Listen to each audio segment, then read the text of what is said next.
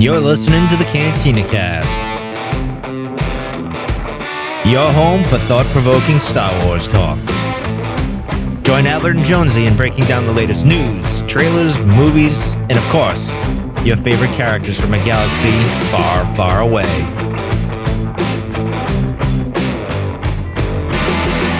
Hello, everyone. Welcome to the Cantina Cast. My name is Albert Padilla, and this is episode 452, our breakdown of episode 7 of the Andor series, an episode titled Announcement.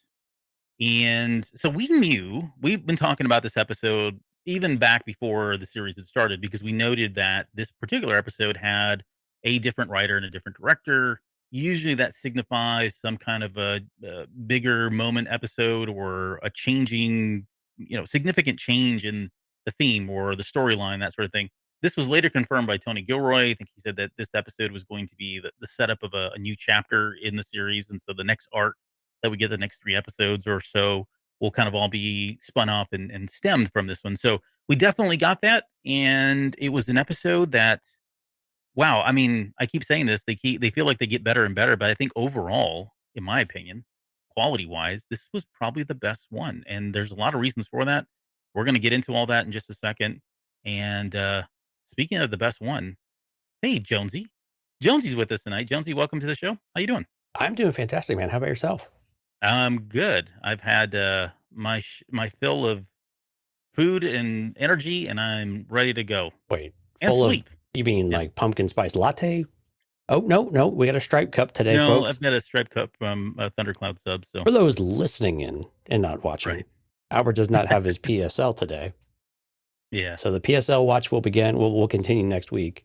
And I haven't had resume tomorrow. Actually, maybe you should have it for tomorrow when we do the Patreon. My left eye is twitching. You can't really tell, but that could be the reason. Could be the reason. Albert, today is a very special day at the Cantina Cast. Do you know what today? Really? You know what today is? I don't know what today is. No. Today is the Dark Lord of Podcasting's birthday himself, Mr. Mike Rondo. So is it really? Yeah, very happy birthday to the creator, the Dark Lord himself, Mr. Michael Rondo. Happy birthday! We hope it's been a really good one. The maker. Happy birthday, Mike. Mike's such a good guy. He gets a bad rap from us, but he's a really good guy, and I love him to death. So I'm happy. Well, I'm glad he's still around. Yeah, he even responded to my text today. Oh, wow. Yeah, I'll have to text him. Pretty amazing. I buried him, so I apologize for not remembering that, but I'm glad you brought that up. That's the only news worth mentioning today. I was going to say, we have other news. We've both been kind of drowning at work lately, so apologies in advance for not staying up on that stuff. But there's quite a bit to talk about here, which we will get to at some point. But that's probably going to be for another day, because we're going to roll right into this episode and talk about announcement. All right, so this episode, and mind you, I know we normally do this 2 days after the episode premieres. We're doing it the day of, so apologies in advance. I'm surprised that there's 6 people on. I guess you guys have all seen it. If not, we will spoil the heck out of this. So hopefully you've had a chance to at least watch it once. And I think for me, I've only seen it 2.5 times. I tried to get through a third showing. I just ran out of time. But how many times have you had a chance to I saw it twice, literally back to back. Got home from work, made dinner, and put it on, and then was like, okay, time to watch it again. Yeah. And I'm with you. My initial assessment of this was, man, it was really, really good. I know not everybody has liked it, but I do have criticisms about it, though. Make no mistake. But I really, really like this episode. And again, some of the things that they keep hitting on. Man, I mean, could Luthen and Mon Mothma have a cooler interaction and dialogue?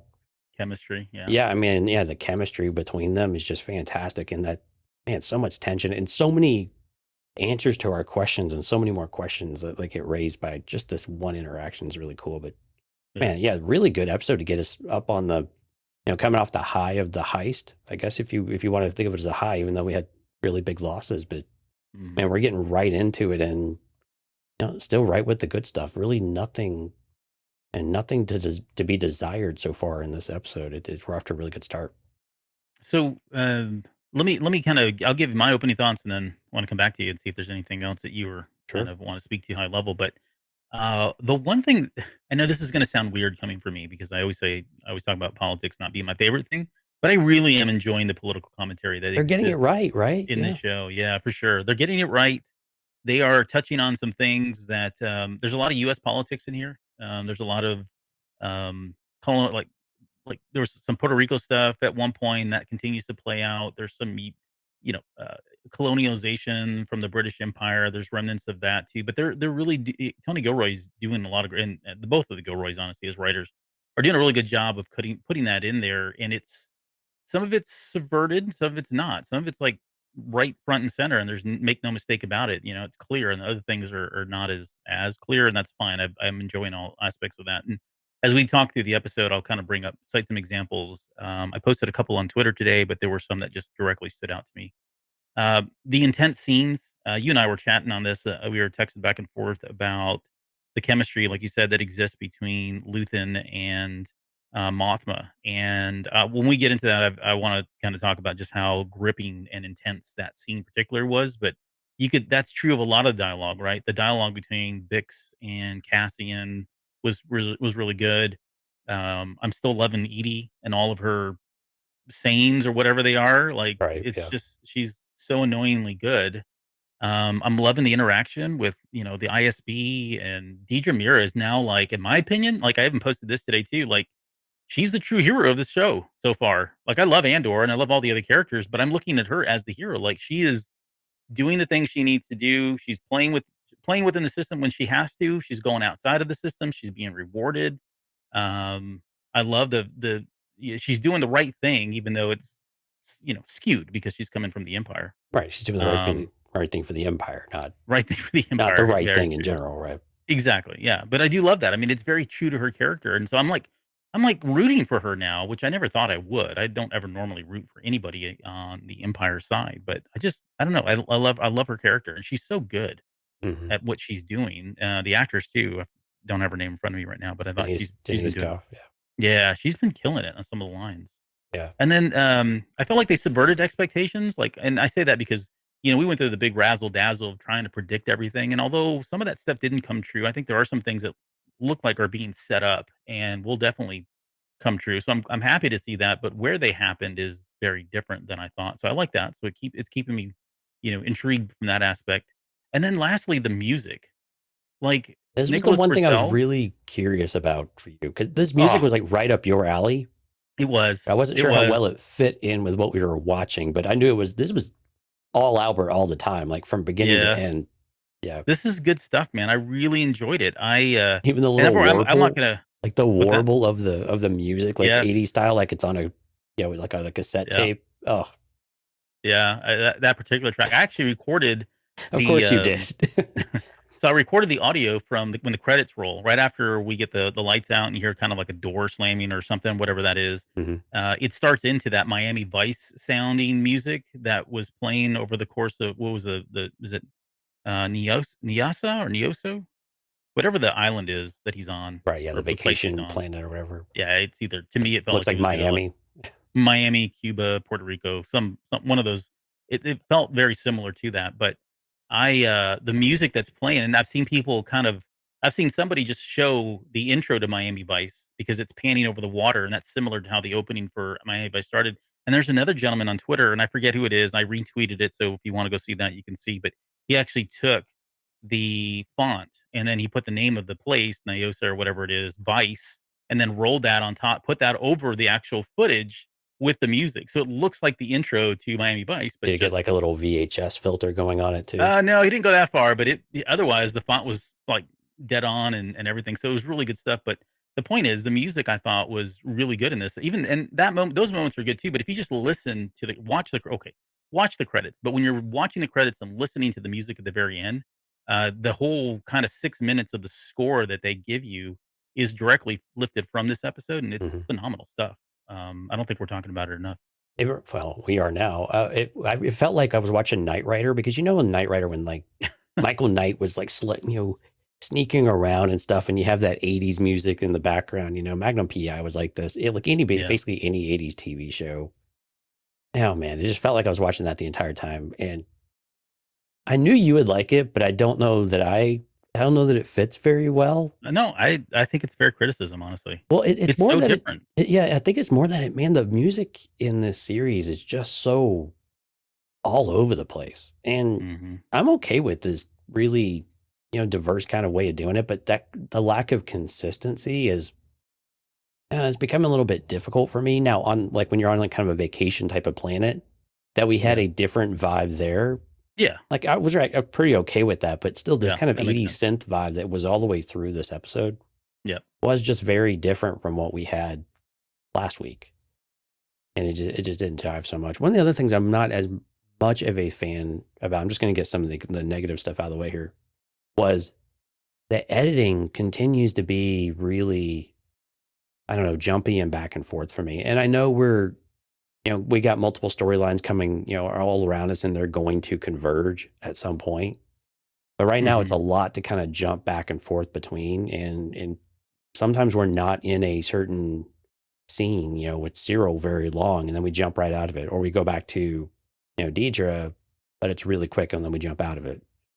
And Yep. so usually when you're in these scenes, usually it's several minutes long, but in some of these were really just a couple, and with as many other things are going on, it's just very jarring to keep bouncing back and forth. I mean, the editing is really my primary critique, I think, of this episode of just where Yeah. it is. But again, we can see the pieces all coming together and we know where this is going to verge here in just a few episodes. And so, we're getting there, and this is kind of restarting things too. So Mhm. I'm trying to be patient in that regard, but yeah, editing's a little bit weird for I me. can. So I don't, and kind of like you with the music, I don't have a problem with it, but I definitely see where you're coming from. Like there are like, and it's very different. Like even if this wasn't Star Wars, right? Agnostically, the some of the choices that they've made for editing seem almost, I'm not going to say avant-garde, right? That's probably too much. But they are very creatively interesting. Hmm. You know what I mean? Like it's not your, they're not what I would call very traditional cuts or very traditional scenes. Like some of these things, like even as I'm doing the show notes, right? Where I'm trying to put these show notes together, and like there's one scene where it's like really nothing happens. There's really not a lot to talk about, but it's there, and it Yeah. just kind of, it's a quick peek into what's happening, and then we're Then back we jump over back. to two different stories. So I Exactly. totally get what you're saying. But sometimes they work Um, really well, like the stuff with yeah, I get Andor it. having the flashback, and Oh yeah, while that was crazy. while those jump in and out, Yeah. like when I watched it the second time, I was like, okay, that kind of works. I'm all Hmm. right with this. It makes sense why we did it that way. Yeah. But you're right. Some of these others where we just kind of jump right in and jump right out, I don't get. They're almost like pulses, right? Just to kind of keep us, Yeah. keep those characters in the back of our minds. But yet, I don't think they've really done a lot to establish like why we had to see that scene. You know what I mean? Right. And I think some people are out there kind of taking that to a whole new level and saying there's a lot of throwaway and fluff, and this stuff is insignificant. This is not my kind of Star Wars. I don't need to see lawn chair like beach chairs, and someone was complaining about flip flops today, and Oh that they gosh. held on that scene way too long, and so that because they wanted to show off that people had tank tops on and were in beach wear, and I'm like, no, that's not exactly what they were doing, but I mean, if that's what you're focused on, then yeah, I can see where that's gonna stick out like a sore thumb, but all right, anyway, Yeah. we'll get to that too here in a little bit. That's a part where I agree with you and disagree with that perspective that there was throwaway material in here. I don't view any of it as throwaway because I think we could point to every single one of those scenes. I mean, sure, setting up him running from the cops, from the Mike Rondo shore troopers and stuff. Yeah. It's almost like they knew it was his birthday. Happy birthday, Mike! Here's a bunch of shore troopers. And Yeah. for those who don't know, shore troopers are his favorite. And so, but to have that scene go a little bit longer, I cared. It didn't bother me. It was a little unnecessary for it to be that long, but it didn't bother me at all.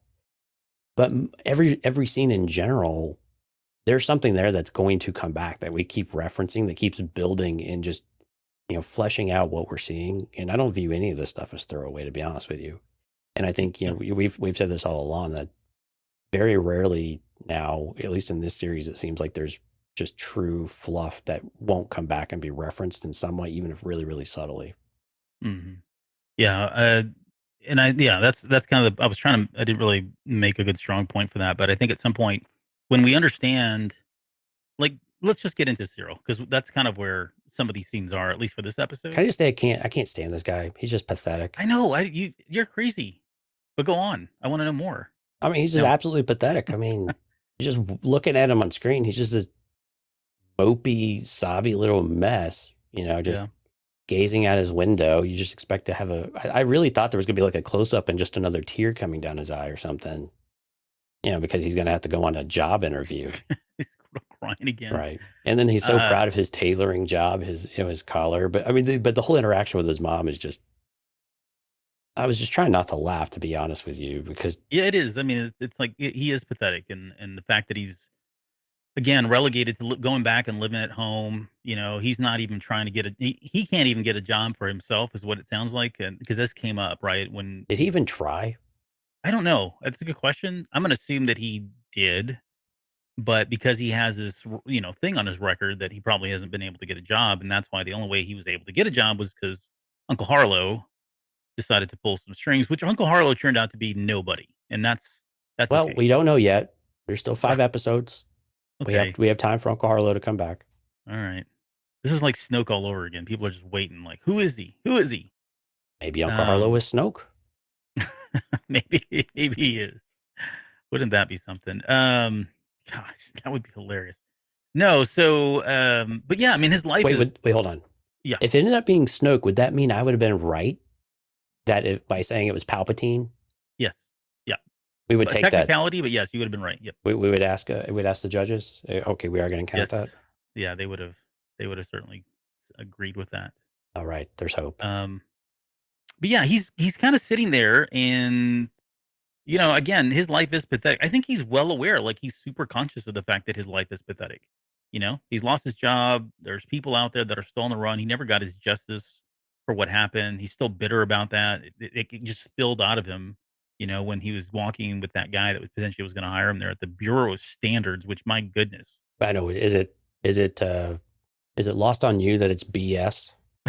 I didn't think about that, but no. Yeah. The Bureau of Standards, BS. Yeah, and so it was really interesting. So when he's walking through there and he's talking about the folks with a lifetime, those who have been here a lifetime or their career, their entire career. Yeah. I'm like, well, hold on a second. The Empire's only like 10, 15 years old.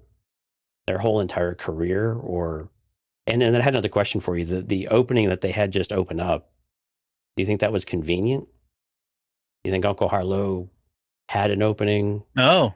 Like created? Didn't have one, and I need you to take care of my nephew. Take care of somebody? Yeah, maybe. Oh. Maybe he is like the godfather of standards or something like that. I mean, how convenient they just had this opening. Yeah. Okay. Well, I'll answer that question because that's a little bit later, but I'll answer the question. It was reminiscent of, if you know anybody who's ever had a government job. Oh my gosh. Or a corporate job in general. Yeah. Well, I think there's a difference between corporate. Dude, sea of cubicles. Trust me. Yeah. It's a thing. Yeah, that's more corporate America, right? But generally speaking, at least, okay, I can't speak for everything. I can't speak for U.S. governments. I can't speak for any other state governments. At least here in Texas, if you get a government job, you're pretty much locked in for life. Like it's almost impossible for you to screw up and get kicked out of that job. And so I know a lot of people that are they're considered lifers. Like they've only been in, this is it. They're going to retire. They're going to get their pension. But once they're in, and they just, I hate to say it, but they kind of coast and they know it. And it's kind of like a running joke that's what happens. So the way when he made that comment about these lifelong members, I kind of took them at face value. There probably are people in there. Maybe they're carryover from the Republic, but they're set. This may be the only thing they ever do, but they're set. Like, unless they're making big waves of some sort. Did it make you uncomfortable to see the monotony and the grayness of everything? This just a sea of desks, right? A sea of cubicles, a sea of mundane life.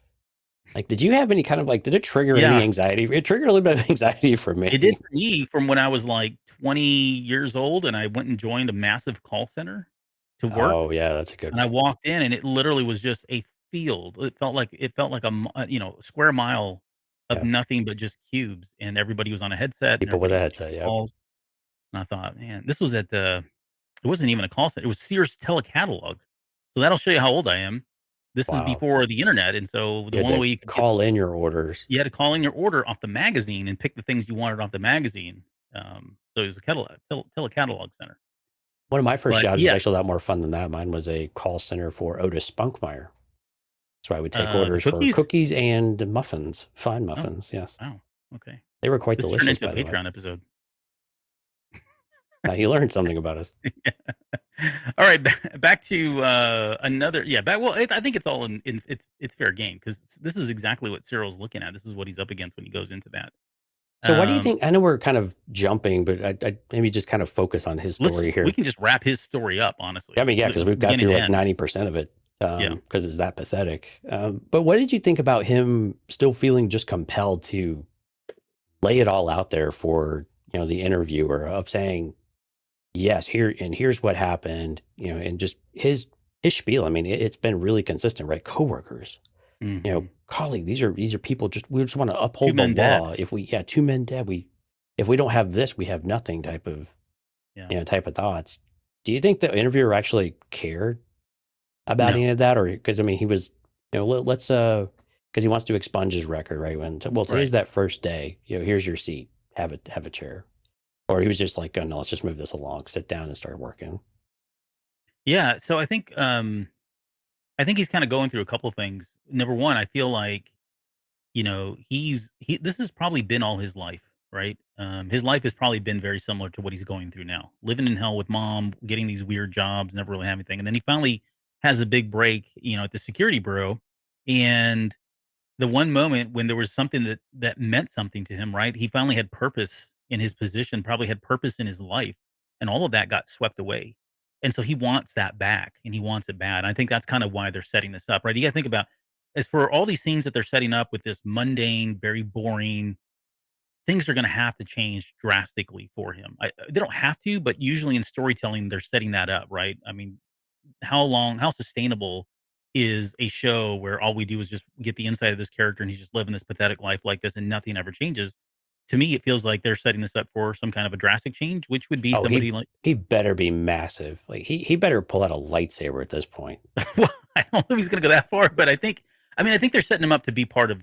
I still feel like they're going to be set him up to be part of the Empire, and I think we had theorized that he would continue on into season 2, and he becomes, much like Dedra. I think he and is it Mosk? Mhm. I think all three of them become, the anti Cassian Andors. I think they're the ones that are really sticking it to them. So I'd love to see that. I'd love to see that character evolve into something like that, where because again, he's got all of the skills, the abilities, everything that makes up a very good imperialist, right? Mhm. Somebody that's part of the empire, an officer of sorts.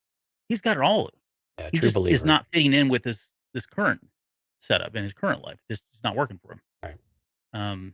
So I think that's part of it. Number one, as far as where he is, and then number two, yeah, he's probably because he's trying to get all these interviews. I think it was more about, look, please don't do this to me. Please don't say no. He's probably been turned down for other job interviews because of this thing, and I don't think this guy really cares. Though at the end of the day, I think this boss needs a warm body. It doesn't sound like a very demanding job, right? He's going to sit there and tap away and was it quality? What was it? Fuel standards is what he was going to be looking at. The quality of fuel. Yeah, feel something. I think that's what it was. So super exciting stuff, right? Yeah, as I So for sit him, here. the boss, I think he's just I need a warm body and someone that's got can type and Right. log a few hours and be done Yeah. with it. But So hey, the work-life balance is good. yeah, I bet I heard they have good benefits too. So um oh, so going back to his apartment, let's go back to the first scene real quick, and we'll wrap up everything in there because it really, from that to jump ahead. I mean, the only other thing we have is him getting the job and it ending on him being just a almost you can't even really see the people, which is I think is part of it. They're Right. so buried in those walls, and then the seats really low, and then they've got the big monitors in front of them. They're almost covered up, so Yeah. they might as well not be people. All wearing the exact same All wearing the same suits. stuff. Yeah, Yeah. just super homogenous kind of thing. But going, I think the more interesting parts were at the very beginning, where he's talking to his mom. Oh, did you see the? We didn't bring this up in the last episode, but the action figures that he's got, the clone trooper action figures on his desk there. No. Yeah, he's got like three of them. Oh, So they showed up in the last episode and they were in one frame very shortly. But on this one, you can kind of see them and he's posed. Well, I don't know if he's posed them recently, but it looks like this was, of course, his bedroom when he was a kid, and he had those toys in there. But they're definitely clone troopers that are up on his desk up there. Oh, So I how thought that cool. was cool. I mean, it shows he's interested or sees the Empire favorably. Um, What do you think about the TV in the background? That's how we start getting this learning of what was going on at yeah, Eldani. no, I thought that was really great. The Where was it? I was trying to think of the reports. Oh, yeah. So that that report itself was very interesting. Like, I don't know. I think I wrote it down here. Um, I thought I did, anyways. Maybe it's a little bit later. But yeah, I was trying to think. I thought I had it down. I don't have it. But yeah, so it does confirm, at least on that news report. Maybe it's another one that's a little bit later, but on one of the news reports, they do say that this was a terrorist attack. They use the word terrorist. So for Yeah, them, it's kind of being identified as such. terror attack and a robbery, right? Yeah. Oh no, it was on Luthen's report. That's what it Yes, was right. on Luthen when he was listening in. Um, for this one, it was just about the what was it? The terror attack and robbery, and that the blockade order had been issued. Hmm. So nobody comes in, nobody goes out. This aligns with what we saw with Cinta and the Imperial Star Destroyer that was coming overhead. Good call on that one. You called that one, so I'm gonna give you credit for that. Um, let's talk about the brown suit because so here's the thing: when I said some of this stuff is like the political commentary, and it's like so subdued, and you don't really see it. So back in 2014, just quickly, I won't make a big deal about this, but back in 2014, President Obama went out to a press conference, and he wore a brown suit. And it was all, and I shouldn't say all the media, but it was enough that it was being cross carried by every media group out there. But everybody was making a big deal. Not everybody, but I think the people that were the people that challenged him at the time, right? I won't say it's any one particular group, but anybody that really challenged him, had a problem with him, felt like that was just saying a lot about the president and what that meant, that he wore a brown suit of all things. And what is it? And it was just like, it was like Edie's comments, right? I mean, it was the same kind of speech, the same kind of rhetoric that was coming out from certain people about his suit. And I have to say, I have to think that that is intentional. That it was a particular, that he wore a brown suit. Cyril's got a brown suit. His mom's calling him out for that, saying, "Look, I can't make it on my own on what I stand for. So there, I have to stand out by putting a different color suit on and raising the collar up." Right? I mean, just Right. I mean, it's just it's gutting at times, but I mean, it is pathetic that he has to live with that. But I just love the fact he was just like, "It's a brown suit. It's a brown suit. Like, just get over it." And that's to go back to the Obama situation at the very end. They were like, "It's a brown suit. What does it matter? Just kind of get over it," kind of thing. So Yeah, and she calls him out on it too. She says that I don't believe in myself. I'm desperate for approval. Is what she thinks the suit is screaming. But he kind of looks at her funny about it. But he makes the comment to her that what makes her think that the bureau is interested in people, individuals, mhm. right? When clearly they don't care about individuality. Yep, You're just a cog in a machine. yeah, And so she's not wrong. And I think he knows that. But again, I think he's okay with being a cog in the machine if he believes in the machine and he feels like he's making a difference, but he knows that there's a wrong that needs to be righted. And this isn't going to do it. But yeah. There's something weirdly like I really enjoy the level of conviction that she has in her words. Like, she really believes in all these things. And if you think about it, I mean, I don't agree with it, but I don't think she said anything that wasn't, you couldn't say was right. I think it's a little overblown and, a little melodramatic at times, but there's something weirdly like admirable about the conviction that she has. She says everything says something, Cyril, right? right. And which I thought was kind of proof of that. I got to be honest, she Uh, just kind of reminds me of kind of a lot of typical, maybe stereotypical parents of, well, I just want what's best for my kids and I just want them to have a good job and I just want them to be taken care of and go have a family. And if you so don't, overbearing. if you don't check the boxes, they have a problem with it, right? Hmm. And it just kind of feels like that's where it is. And if you step out of bounds on that line, within that narrow path, you draw the ire, and then you get it's like the Greek family type of thing where they just criticize you all the time. Yeah. All right. Well, let's move to the and that's pretty much it. I mean, that's all we got from Cyril. Very, very short, very short, sweet.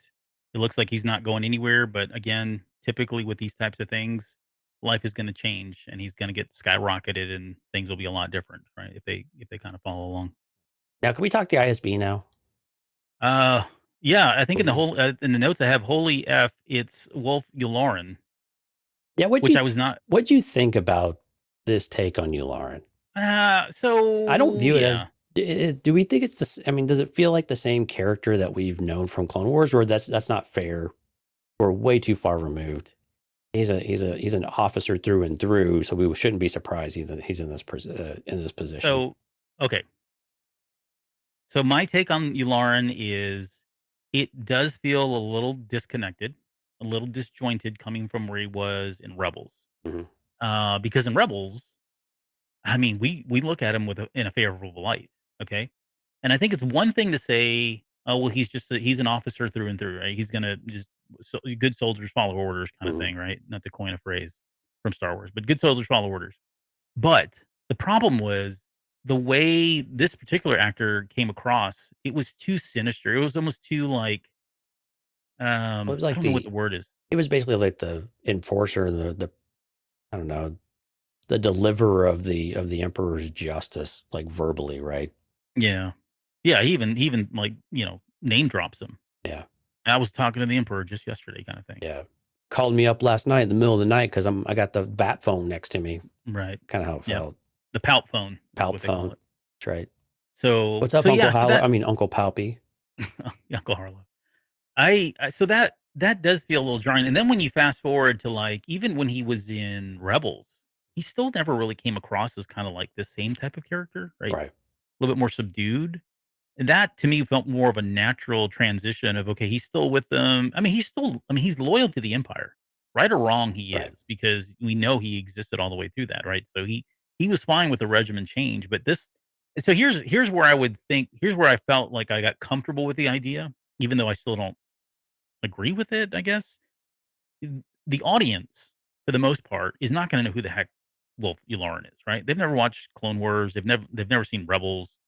And so they needed a way to come in and establish that this guy was bigger than Patagras, or what was it? Patagras is his name? Pedigras, yeah.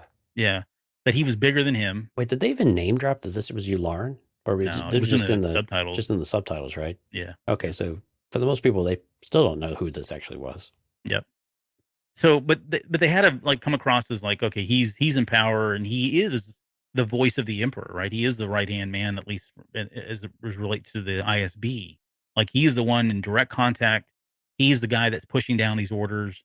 So I felt like they were trying to establish him as a particular character type that may be different, slightly different than he was from Clone Wars, because they needed to kind of establish that without giving you the history or giving you any context as to who he was. And I think that was Right. probably effective. I think people got the message when Pendergrass is like sitting down and he's listening in like everybody else. I mean, Right. and just the way he delivered the lines was again felt out of character for Yularen.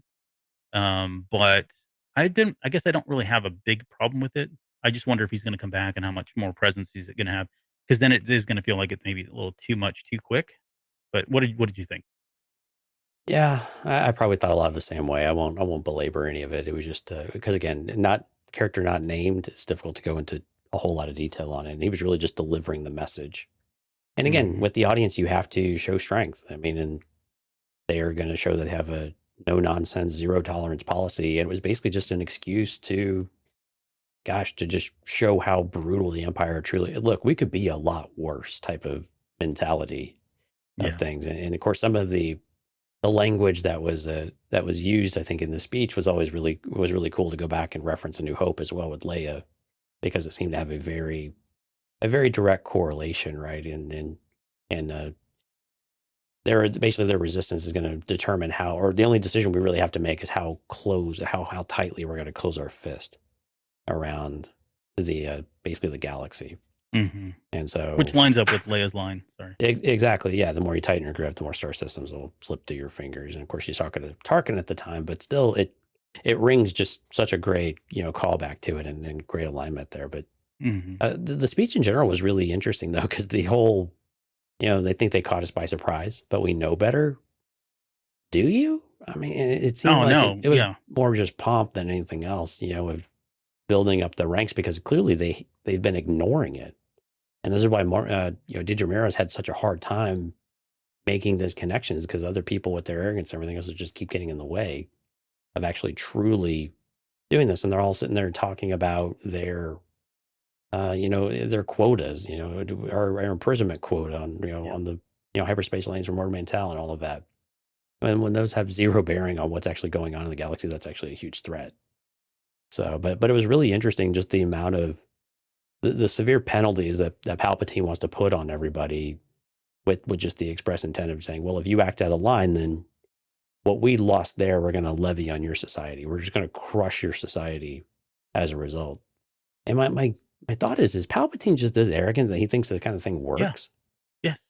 Because Meero's response to all of this, where her attendant saying you don't agree with this, she's like, they're fools, basically. This is exactly what this rebellion wants.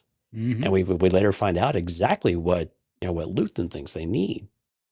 Because you've got, when they do this, now you have a bad guy you can really point their finger and say, see, here's the proof that things are not going to get better, and now is the time to rise up. Now is the time to stand up.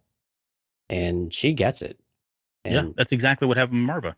Yeah, later exactly. Yeah, I mean, it's very telegraphed in the episode, of course, but this is just the opportunity they've been looking for. They need that one moment where they can say that, and we've been talking about this. The rebellion has to show that they are actually capable of being organized, that there is an organization, and that they can actually make a difference, and they can actually pull something off to where other people are then empowered, and they're more easily identifiable to the rebellion. And then you really pick up steam, and then the dominoes really start to fall. Yeah. So those are the things that are important. But unfortunately, for the Empire at least, Meero's about the only one, and Blevin is completely oblivious to it. You talk about a guy we give Blevin a lot of credit before that, kind of a by the book guy, but he believes in the Empire cause, the Imperial cause, but clearly he's all about kind of protecting his own as well. Especially once she finds and builds that pattern. Yeah. So all of this, we've cited so many examples over the years of Palpatine's arrogance, and Luke calls this out, right? What was his greatest weakness, or is his arrogance, right? His overconfidence at times, right? And this is just an extension of that. They are. I want to get into some of the response measures here in a second and kind of break these down, but this is exactly what they need. I don't, they don't have the privy of understanding how our culture works or whatever, but there are so many examples of where these types of things happen and rebellions start, right? In real life, rebellions start because of this stuff. And we'll get into some of that in tomorrow's show about rebellions and manifestos and all of that. But all of the conditions were right. They just needed a catalytic moment. They needed an announcement of sorts, right? Not to coin the title. And this is what Meero sees. I mean, she said it is an announcement. That's exactly what they're doing. They're telegraphing that this is now something more than it was. Before, it was probably not even Mothma keeps talking about how she's an irritation, and that she's going to continue to be an irritation. But this is now fermenting into something more, right? Pockets are fermenting. Right. It's evolving, and she's acknowledging that. And we'll see who else gets on board. It's going to be the ISB right now. They seem to be kind of a one body, one mind mentality, and they've got a lot of bureaucracy, a lot of red tape that's setting them up, and honestly just blinding them to what's going on. And she's able to see through this, and I think she's got Pettigras's ear now, at least, and eyes in some ways. And so I think he's starting to see, okay, maybe she has a point here and things need to change, right? And I don't want not to jump into that scene. I do want to break that scene down a lot too, because there's some really interesting stuff that's said in that. But yeah, so, I'm sorry, David Lozano's kind of saying the same thing right now. The Aldhani Heist incident is a catalyst to ignite the formal rebellion, it seems now. And that's exactly right. I mean, it's inspiring people. They've now given people a reason to hope, which is what that whole most rebellions are built on, but particularly this one, hope is, we know that to be, reminiscent of a lot of things in Star Wars, particularly Leia, who leads the rebellion a little bit later, but they've given people hope, like Marva, Right. So, I want to let's get into some of the responses, because otherwise we're going to be here all night. What's that? Let's get into some of the response measures, because I think otherwise we'll be here all night long. Yeah. So the tribute tax being 5 times the amount stolen on Donnie for any sector harboring partisan activity. So I thought it was interesting the word partisan was used because that we know that means something very specific in Star Wars. But it wasn't That's capitalized though. and it wasn't capitalized, but it is in that same vein. But again, it's an No one. excuse. But again, it's an excuse just to find anybody they're even suspicious of. So they can do whatever they want if they're even suspicious of it. Yeah, yeah, that's the what was it? The port that comes up a little bit later. Mm-hmm. Yeah, poured. I like that they had to, you know, Give us the acronym. and then they called it out anyway. All right, I'm gonna ignore that part.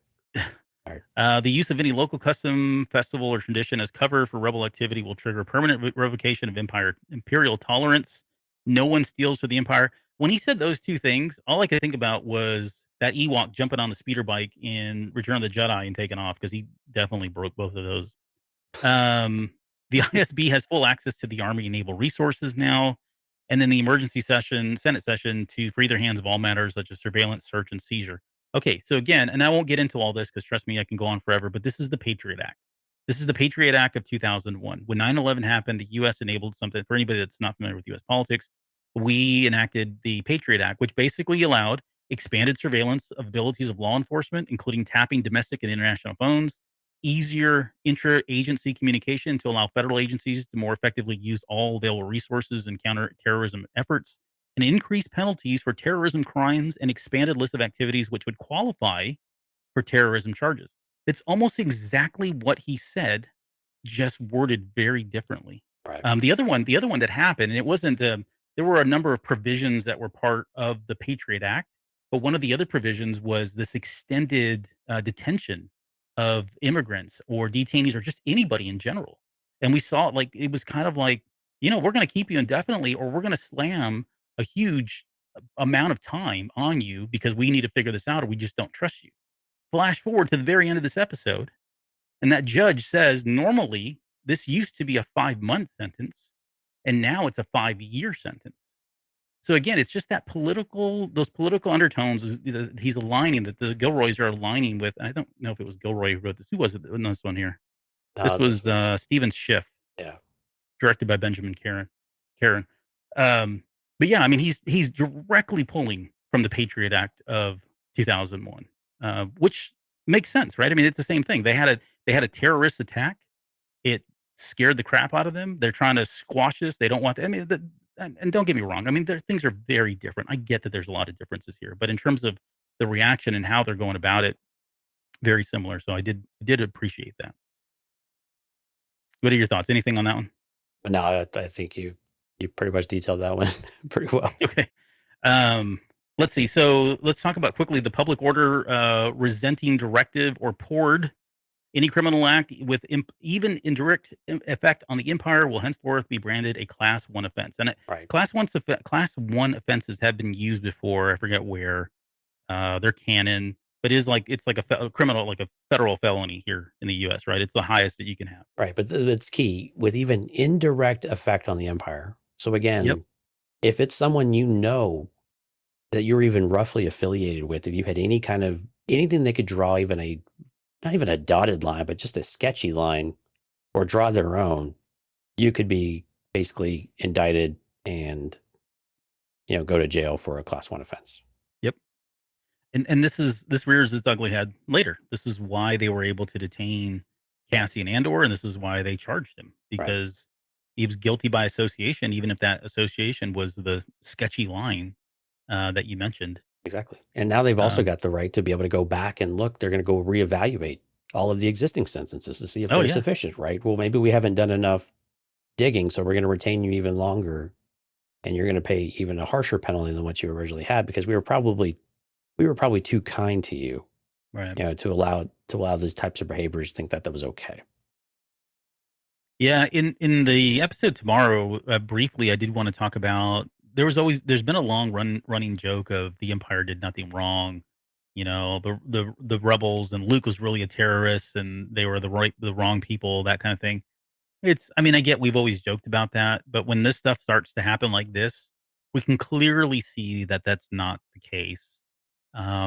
These guys are not at all good. And the fact that we're starting to, what was really interesting for me, I think, for all of this, and I meant to say this in the opening as well, But up until now, it further gives us evidence. Like we've been talking about Palpatine, even all the way up until Palpatine, even in the Kenobi series, right? We were questioning why is he allowed the Senate to be around so long? How come he isn't just gone and blown up Alderaan? Which spoiler alert. Yeah. But you can see, like, even far back as now, he has the Senate still around. He's still trying to work within the guidelines. But it's just been the slow grip. I forget who is it a little bit later says it. I think Luthen says, the Empire has been choking us out. We can't even tell anymore. But they've been just slowly methodically taking things away from them. But this level of oppression they didn't have this until this moment. Like up until now, it was pretty much, even with, as many years as it's been since Order 66. I mean, you kind of could still go live your life. It wasn't really the oppressive, strong grip of the Empire, but this is the moment that changed everything for a lot of people, and this is what brought out, the Phoenix Force, the Phoenix Squad, Right. the Rebels, right? And then of course Cassian Andor, Jyn Erso, Galen Erso, all these folks, and Saul Guerrero, all these guys were certainly galvanized at this moment. Everything completely changed in this kind of at this point. Yeah, each side's actually playing into each other's hands, right? Because the Emperor wants something to basically in order to show the people, hey, these are all for your protection, for the protection of the Empire, for protection of the good people in the galaxy. We're just targeting the bad ones. That's Yeah. always the underlying principle behind it, is that we're really just doing it for good. That's why I hesitate to equate this to politics, because I want to say generally we do things with good intentions, even though sometimes we abuse things with good intentions, but with the Empire, we clearly know it's all a power grab, but it's all about exerting control and influence over people and oppression. Mm-hmm. But I think it's interesting, both play into the other scheme, though, because the more the Empire does those types of things, the more it escalates on the rebellion side. The more the rebellion does, the more it escalates on the Empire. It's a circular reference where they just continue escalating until what are you left with but all-out war, civil war, whatever that might be. And so everything just continues to escalate because there's no one's willing to back down. No one's willing to give up. And Yeah. Yeah, and this would be considered, I guess, civil unrest at this point until the war is officially started. But either way, yes, the galaxy is so large and they've expanded. Like I wonder if they're going to touch on this too, but it's so big, and we know the empire is really large too, but have they overextended themselves? Have they gotten to the point where they're trying to control so many different systems and they really don't have the reach to do so? And what ends up happening is you get all these splinter cells that are popping up everywhere, and then until they come together, which is, again, not. I think you and I both agree that happens in Star Wars Rebels with the Mon Mothma appearance in episodes. right. But until that point, there's so many of these little splinter cells and skirmishes and unrest, civil unrest all over the galaxy, and they start losing. It's what Leia says. They're starting to slip. There's just too many of them. They can't keep all of these folks under control all Well, the time. and that was always interesting about Marva's comment too. Like, they're not going away this time. The Yeah. Empire is here to stay on Ferrix, and that was a really curious comment because it does kind of lead to where you were going, of like, do they see a problem, they solve a problem, and they move on to the next problem? They just leave? Why have they been there in the past? Was it just for resources and then they left? They kind of set up a small camp, or it doesn't make sense why they would kind of come and go unless they were still exerting that authority, or they were still wrestling the rest of the galaxy under some sort of, I don't know, just stability, I guess. Maybe in the Clone Wars, maybe when they ended, they didn't deliver on that stability that they were doing, so they kind of showed up in pockets. But so it was an interesting comment from Marva that they were there and they weren't going to leave. They were just going to stick around now. Yep. Well, yeah, I've got some thoughts on that too. But let's talk about the radio signal that we're back on Coruscant, what I've been calling Luthen's magical shop of wonders. There's so 80 million credits were stolen. That news report also says the military personnel at the garrison have been replaced and are being interrogated by the ISB. So the ISB is already there, which I would assume is that Star Destroyer coming in. I thought There were they were both. 134. Thought they were both dead. Who? Well, who are they left to investigate that would be held accountable for the garrison on Aldani? Oh, yeah, I don't know. I mean, it seems like most people are. I think they're just saying that they've probably removed everybody that's there, and they're all under investigation, pulling camera footages, and I don't know, whatever they're doing as part of their, Gotcha. what you expect the FBI to do. Um, let's see, the tracking devices on the escape craft were disabled. So for anybody that had that theory, they just poked a hole in there. So it looks like at least somebody disabled that stuff on the trawler there. And then 134 Aldani residents were taken into custody of suspicion of invading the terrorists. So I think we're done with Aldani. Outside of anybody that was in that area, I think they've all been detained and they won't be a part of that anymore. Right. Yeah. Cinta's the only loose end, I guess, to figure out where does she go from there. Hmm. Which So she apparently has a job to do. We're just not sure what that is yet. we still don't know. Well, I think yeah. Well, Yeah, we'll get like, there. Yeah, with Clea. yeah, which that was surprising. Stupid. I mean, stupid me. Okay, so Luthen and Mothma. Um, great stuff. The dialogue Right. here is just, I mean, everything that they say is amazing. It's very intriguing. It's like you just wait on every breath, every word they say, the way they constantly change the tone, their emotions changing. You've got Luthen with this whole front, and she's really good at it too. Later on, she's doing this whole thing about, telling like Tay to smile, right? To kind of keep that front going. They're very good at this, but man, it's so good to listen to these guys talk. And this was so like, it was, there was a lot of emotion being thrown, and it did kind of bubble up and surface, at least on both parts. I think Luthen's was much more aggressive than Mothma's. Mothma's was more sharp in terms of her tone, Right. but you could tell that they were yelling by not yelling, right? They were not happy. They were not on the same page, number one, and weren't happy. But what did you think overall? Like, we'll get into some of the details here, but what did you think about this particular scene? I thought it was fantastic. I mean, the thing that really struck me was almost how naive Mon Mothma came across in all of this. And I think as we get into some of the dialogue, Luthen is he's almost beside himself. Like, what do you think was going to happen? Like, where did you think all this was going to lead? And so, but to hear the conviction in her voice that she's so worried about the escalation of all of this, but man, but that you're right, the tension between them, clearly the joy on his face that she came in a surprise visit just means that it struck the right chord, that this was success in Luthen's mind. And all of this is happening. Couldn't be happening better. This all worked out really, really well. Yeah. And to get to elicit this kind of response and this personal visit, from her in order to do it and kind of call her out a little bit too. I think Luthen probably has some, a little bit of pride there of like, I'm in charge now kind of thing, where I'm the one actually making things happen, and you're just trying to get, you're trying to get all this money and you have all these people that are trying to do your work for you, but we're over here making things happen.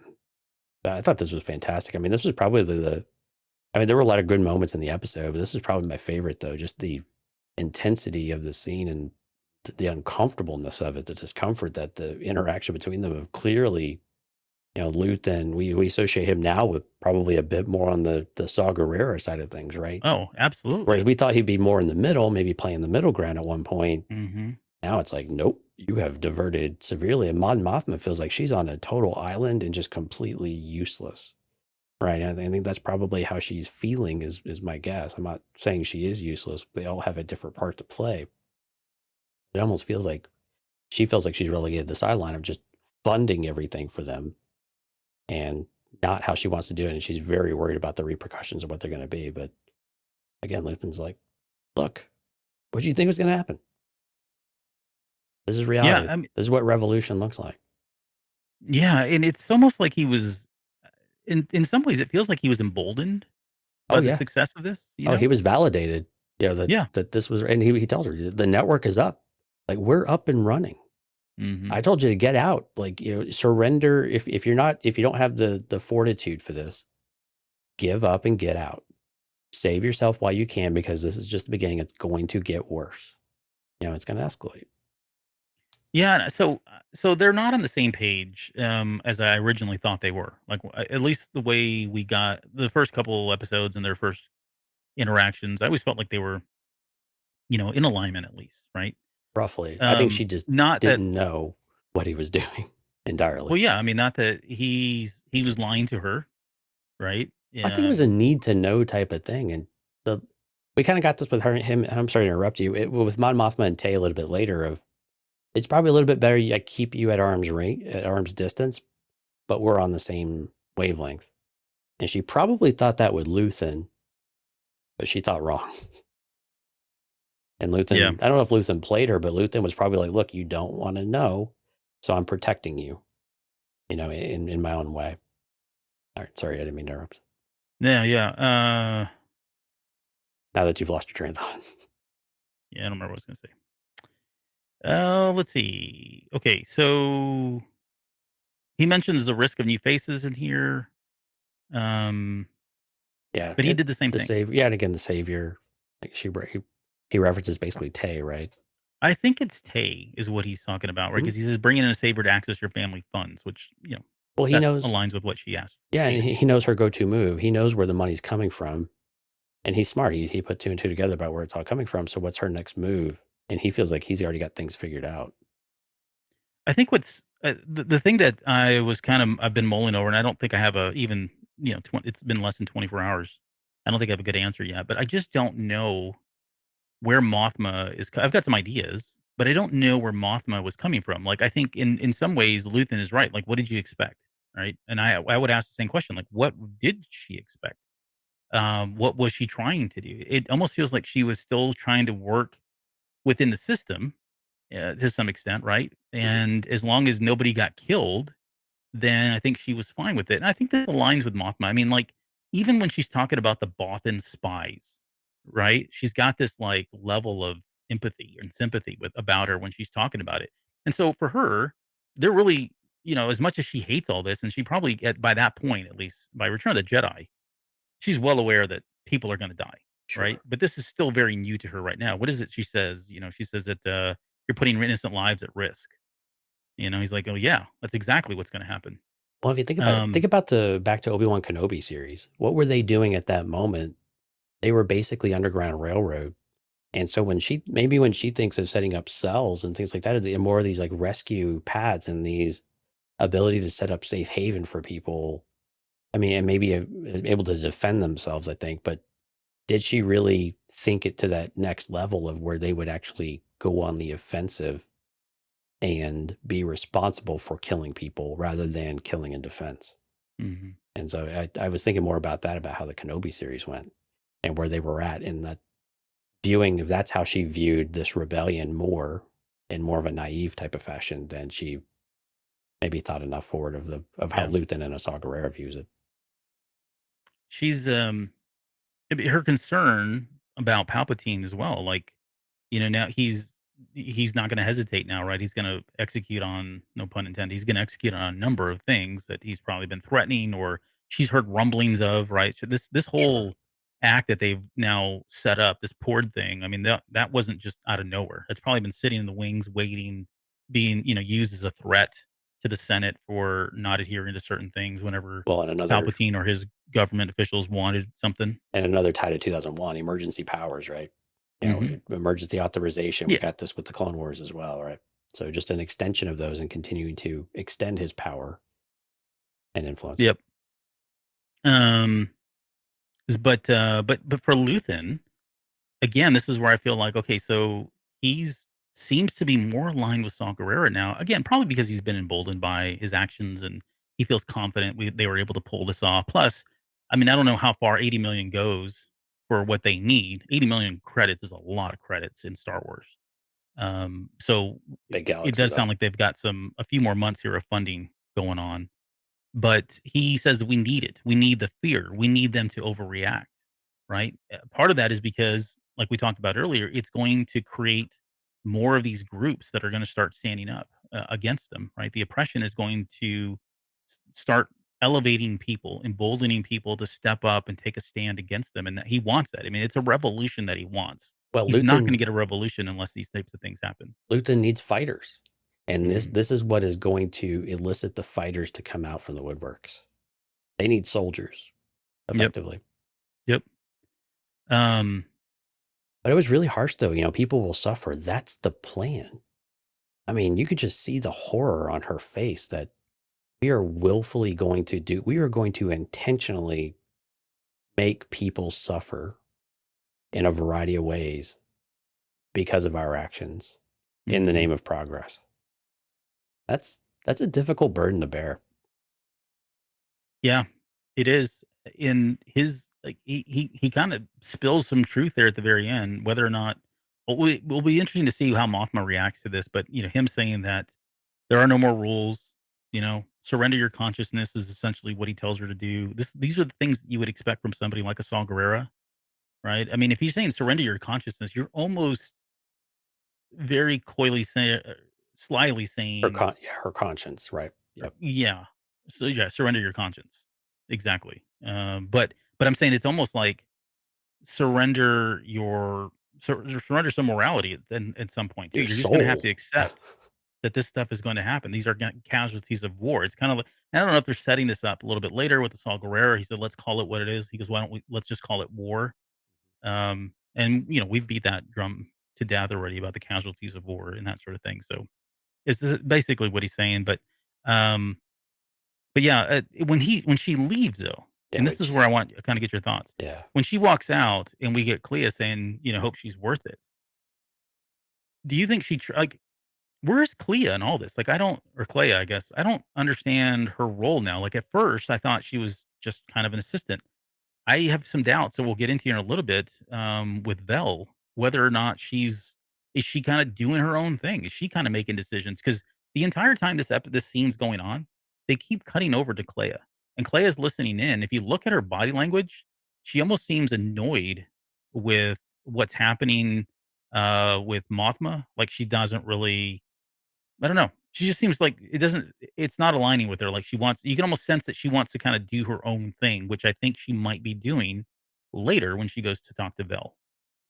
Maybe. I think it still seems like she's aligned with Luthen's objectives, and they might have a bit of varying opinion, but I think they're both on the same path.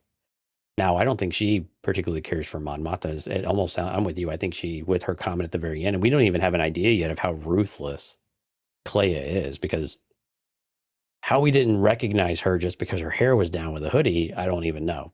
Yeah. But I felt, as soon as I saw it, I was like, oh my God, I'm so stupid. And I started about thinking all the things. I have no idea who this lady is. I'm like, well, geez, we've been looking at her for several episodes. How do you not know, idiot? But anyway, but we didn't know her ruthlessness until that moment. We started getting a small little inkling about it. Mm-hmm. And that she's looking at Mon Mothma. And I think this is kind of where I was saying before, where Mon Mothma was on this island of almost uselessness. And I think that's really a perspective that Clea might actually have of her, where she's not understanding what value she brings. She can't get to her money. She's becoming a liability and a risk.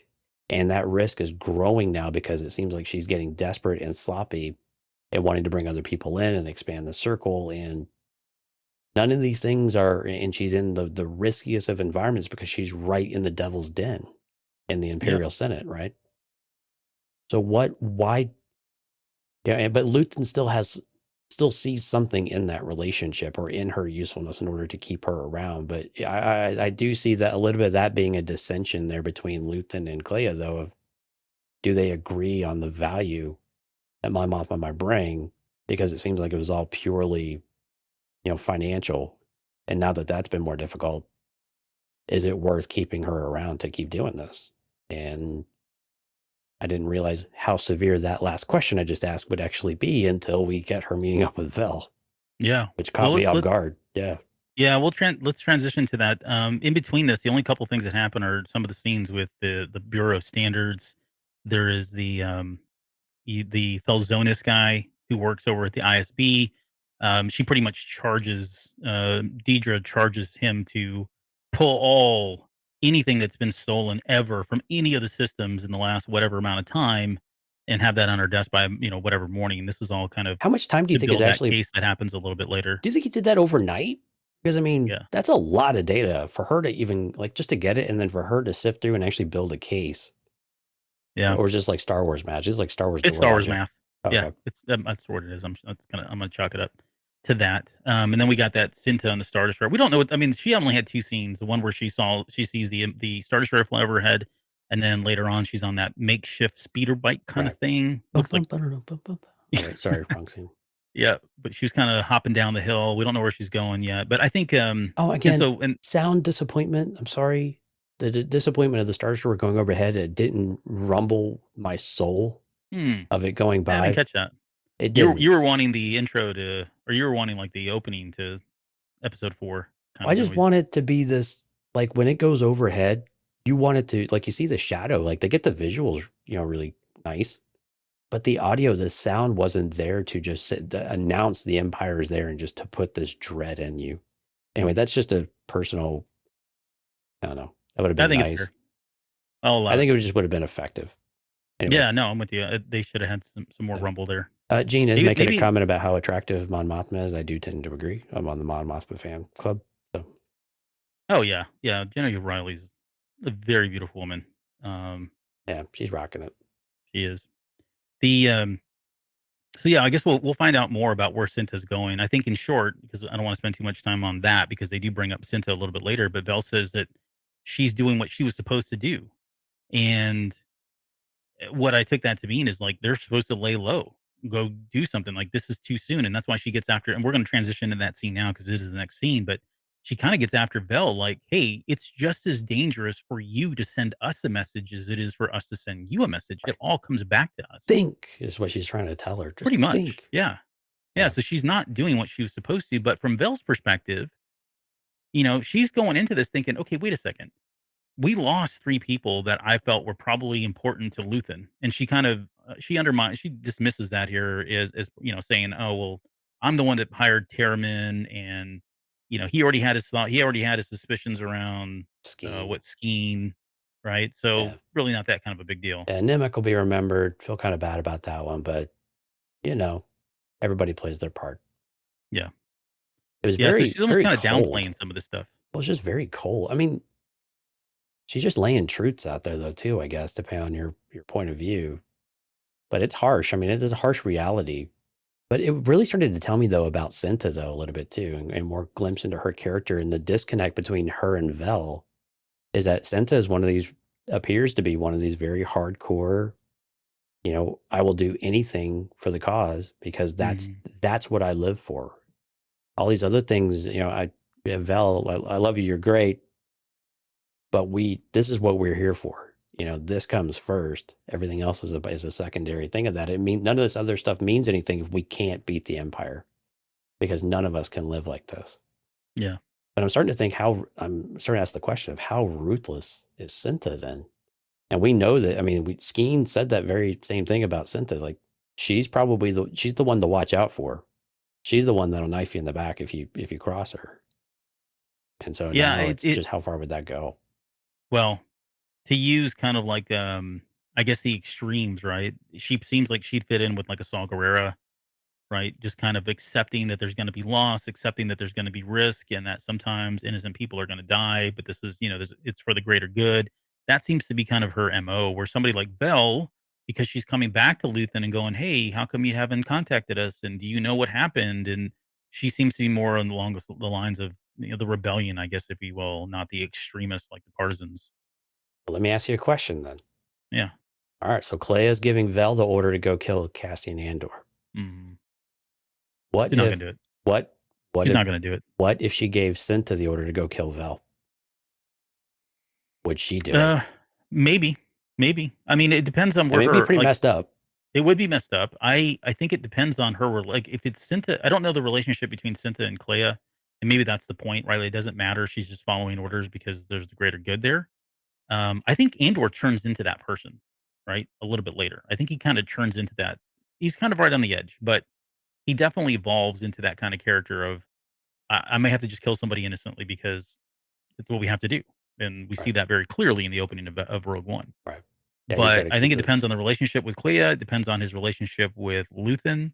But yeah, I think she has it in her to kind of fall through or, go through with that type of an action. It's this idea of loose ends, right? And they're still very vulnerable. And any slip up of anybody, if Luthen is exposed in any kind of way, a lot of things, all the dominoes really start falling. It's the same with Mon Mothma, but it's very the same thing with Luthen too. is that the actual cells then start breaking down and the Empire would completely annihilate whatever they've built. It's Yeah. not just Mon Mothma. It's both of them in their own ways. Well, no, the ironic thing is, like, she gives the order to Vel to go kill Andor, right?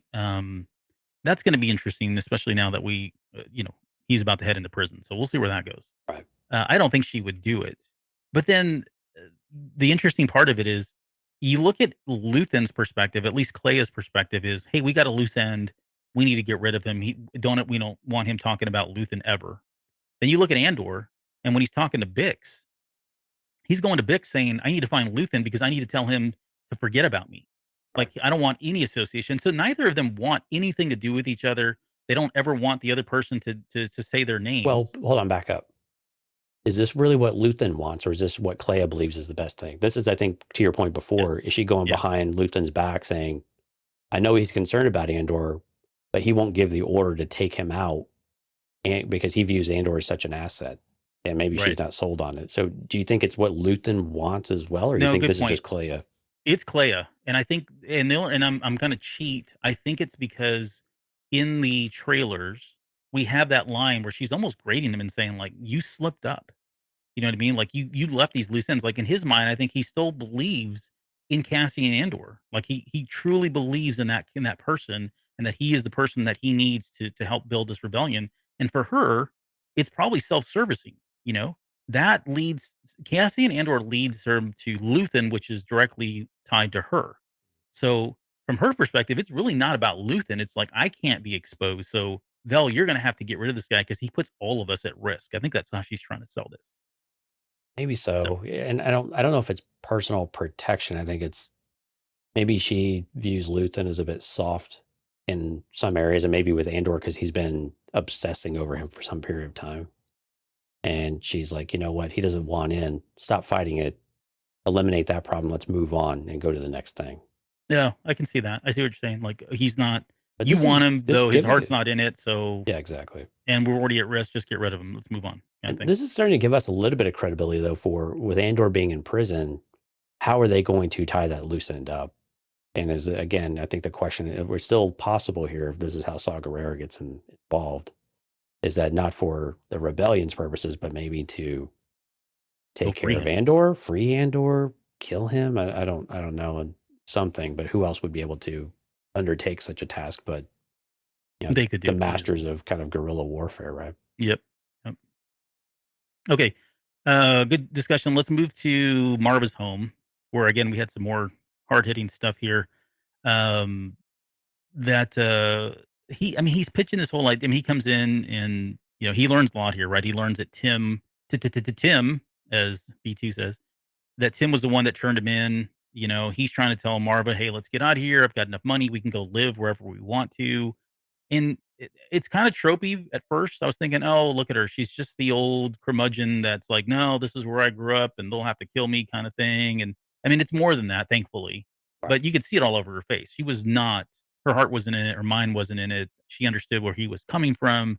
But there was that one X factor about, ironically, the heist, which is now given her power, given her purpose to stay there. And it pulls out the story of Clem, though, too. And as we get some of the flashbacks, too, of, she goes down Rick's road, she deviates every single time because of the memory of him hanging there. And it sent that message. And that's what the Empire did. The Empire beat her down to the point where there was an event that just completely took everything out of her. And that's what they excel at. She's the epitome of, like you said, of what the rebellion wants to bring out of people that have been like her, but now are willing to step up and do whatever it takes. And they feel empowered and emboldened because there is a way. There's a group of people. We heard these things, but didn't either think they were real or didn't take them legitimately. And now they've proven themselves that they can actually do something and whether or not it's rebellion or not, that's what they're going to loop. That's what they're going to latch onto, because that's really all they have to latch onto. Yeah. But now she has that, like you said, she's energized. She's got that pride. She puts on her finest coat and strolls right down that street in defiance, even if it's her own kind of independent defiance and just having her head held up high. Yeah, and I just to kind of touch on that scene a little bit. It does sound like she's going to try to start a rebellion of some sort there. If nothing else, at least just be a resistance and kind of stand up against the oppression that's happening. But you know, I don't think it's going to end well for her. Oh no, She says, she's on "What's borrowed that?" time. Yeah, for sure. I mean, she says it's overdue, and I'm probably doomed. I'm too old, and I don't care anymore. Well, that's usually signaling that you're going to go, and hopefully she'll go, a warrior's death, if you will. Mhm. But um, But yeah, it's that attack, right? And she's talking about heroes that were brave enough to take on a garrison, right? These legends, and he's like, it's interesting. He doesn't say anything either. Like, Right. I That was guess me, I would, Mom. Aren't you proud? right? Stop lying, kind of thing. Slap. Yeah, it's interesting that it was her. Ironically, it was her son that was involved in that. Like, the one person, the person that is inspired her is standing literally in front of her, and yet he doesn't say anything. He doesn't even acknowledge it because he doesn't see it that way. All he wants to do is like that's not he wasn't trying to be a hero. He's not in this for your rebellion, your highness. He was in this to get money. He got his money and now he wants to get out of Dodge. He wants to take his mom and whoever else his dog and get out of there. Um Yeah, it was so actually yeah, kind of it was actually kind of sweet. And he's like, I could finally provide for us. We've seen this so many times in the material. sure. I could Yeah. finally get us out of this place. This is cold and damp. We can go somewhere warm and easy. And it was the word easy I thought was just so profound for Andor. I started thinking back to the early interviews with Diego Luna and Tony Gilroy about his journey. And this scene, I think, really said a lot about like Andor's line of thinking, but also how other people view him, like Bix and Marv in particular, of maybe always looking for the easy way out or always being self-centered enough to where I'll do what it takes to survive and not really think about any of the damage left behind. I'll just keep moving to the same thing. Well, I've got enough money. I can save mom and B, and we can jet. But I mean, was he going to invite Bix? Because he just mentioned the three of them, but he went over to her house. I'm assuming he would have probably taken her with him. But but it was just interesting that Marva also says, no, you deserve this. You don't deserve the life you've had. And the sister thing we'll have to talk about in a minute. But you deserve to get away from all of this. This isn't the life you deserve. This isn't the life you chose. You should go enjoy it. I've found my new purpose. Have fun. But it was almost like she was, I don't know, needling at him too. Like, you're just directionless. Don't worry, I'll fight this fight for our home. You just go out and Yeah. and be No, you. I agree. She even says he's on a different path, which is the craziest thing because she's so wrong at the end, and she doesn't know this, of course, right? But if you think about it, he ultimately gives his life for the same rebellion, and he does arguably one of the most important things, if not the most important thing, to bring an end to the at least. No, I wouldn't bring an end to it, but at least set the empire back pretty heavily when it comes to the Death Star. But for her, yeah, I mean, she's looking at this as this is not you, right? This is your destiny lies on another path from mine. Not to quote another Star Wars line. So she's almost taking like that motherly, I'll stand up, you go, live the life, but I'm the old person here and I'm going to fight this fight. Stephanie in the chat said she grabbed her gun like she was about to walk out there that second and start shooting. And she's like holding that pistol in her hand, like, bring it on. I dare anybody to walk through that door. I'm just going to start, opening fire kind of thing. So I think you're right. I think she's kind of looking at him as he's still a kid, and I'm trying to watch out for him. And if it means him going away and getting away from all of this, then that's the one thing I could probably want from him, or from him as my kid. You can't stay here. And she said, "What? You're the most important thing that's ever. I've never loved anything like you before." I mean, it's a very sweet moment between both of them. Right. But yeah, she's trying to care for her kid. Yeah, I mean, and Bix's comments were really damning too, in some ways. Of, you won't get, you won't get caught. You'll get turned in, and he's just flabbergasted. Well, who would turn me in around here? I know these are my stomping grounds. And again, it's him not recognizing what he has left people. The situation that he's left this place in, and he's just willing to abandon it all anyway. He doesn't have any ownership over it at this point. And she's like, just go be you, I guess. Just go do your thing. I've forgotten you before. I'll forget you again.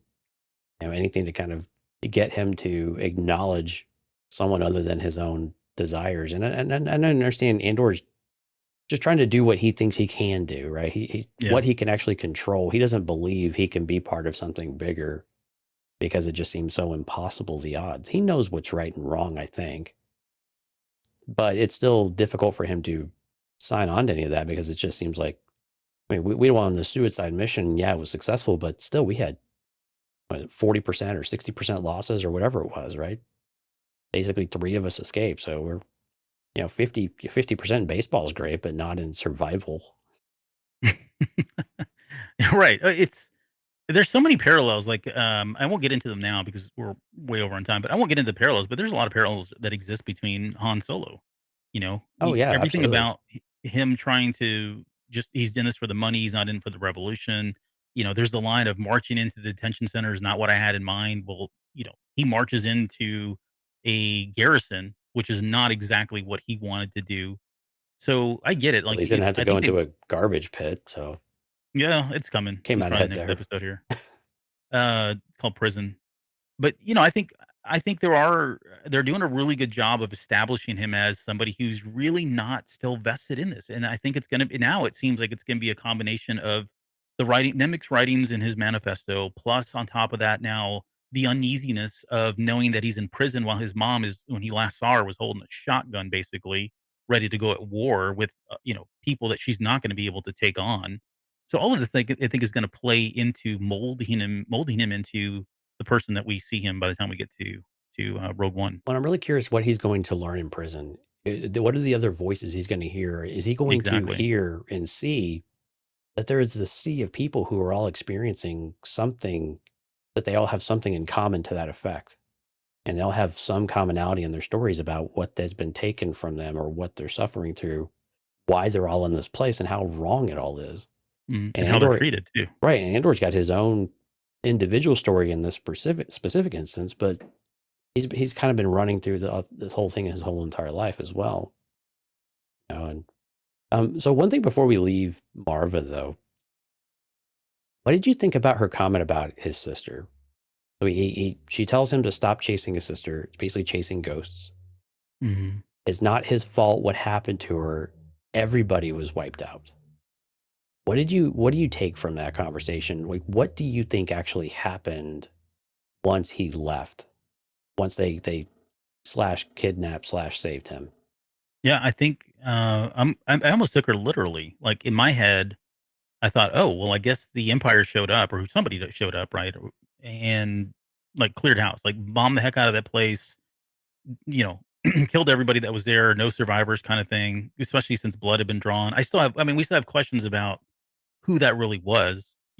Were they separatists? Were they Republic? I don't know the full answer to that because we still haven't gotten those questions answered. But Right, or what gas was leaking? yeah, what gas was leaking? Right, all those questions are still out there. But I took that all at face value that there's in her mind, no one should have survived that, and so therefore, he should stop doing this. But I guess the other part of it, subcontext that I had was 2 things. I guess one, I felt like, well, maybe Andor this entire time has thought that he's been real crafty and sneaky about going out and looking for his sister without telling his mom. Maybe she knew at one point that he was doing it. And in his mind, he thought that he's done enough now for her to not think about it or know that he had been still doing it. And so if this was the time that, he was leaving and she was potentially may never see him again you know, because she's going to stand up against the Empire now, her last parting words were, "That's a ghost. You're chasing ghosts at this point, and for your own health, just please stop it because it's unhealthy. And I know you've been doing it, even though I've not said anything because maybe that's just the way she felt like that's how he's been coping with it. You know, Right. but look where it's got him. I mean, chasing these ghosts is what started this whole mess. So I've got some noise over here. I don't know what it is. Sorry. it's not coming through. So you're good. Okay, good. Um.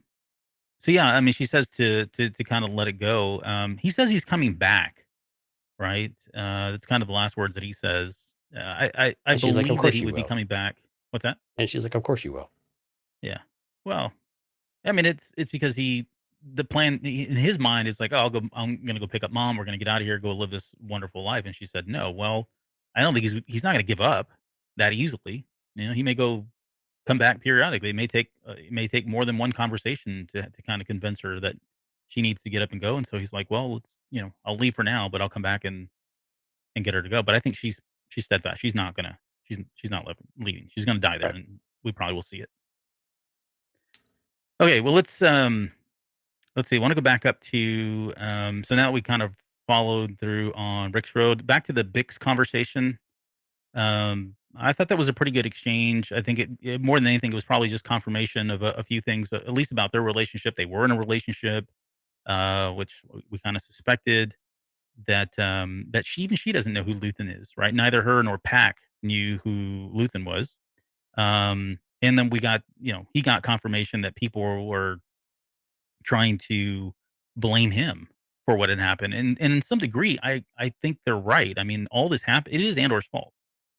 He didn't mean to, right? He didn't mean to kill that officer, but because he did, yeah, it started this chain of events that ultimately brought the empire to the town. So in some ways, they are right. I mean, he is the person that if they're going to look for somebody to kind of be the Frankenstein and be the poster boy for why these things have happened, yeah, it's unfortunate. It's Andor. Right. I mean, he's already got a strike against him for everything else he does in the town. So it's just an extension of that. Yeah, now he's kind of like that shady character that lives there in the town. Um, I would thought it was. I don't know how I feel about Bix blaming him. I can see why she probably would. It's still early. It's still soon. She may be grieving over what had happened, and so she's angry. And he's there, and they've had a past relationship. But his line, "If your crazy boyfriend tries to get me killed, and I'm the villain," that was. I think I've echoed that many times in my personal life for different reasons. So I feel you, bro. And then, of course, that scene ends with him laying down 12K in credits to kind of repay everybody. Like he said, he kind of signaled that he was going to come back and repay everybody. But I don't know. I mean, this doesn't feel like it's the end of Bix at all. Oh, absolutely not. I just don't know where she comes in. And I think the way going back to our midway speculation kind of episode, we said that when Dedra Meero shows up, this feels like somebody she's going to go after because of that relationship, that close relationship with Andor, and we may get that line of, are you a spider or whatever in my web, kind of whatever that quote was. Right. Yeah. Let's see. I think we skipped over the house party, so let's get back to that. Okay. So there's a lot that happened in this particular scene. A lot of really good stuff too. And I'm not going to get into all of the. Unfortunately, it's so early. I didn't get a chance to do like Easter eggs, and there was a lot of Orbish that need to be translated. I've seen some people highlight some characters in the background of this party and said, "Oh, this is so and so."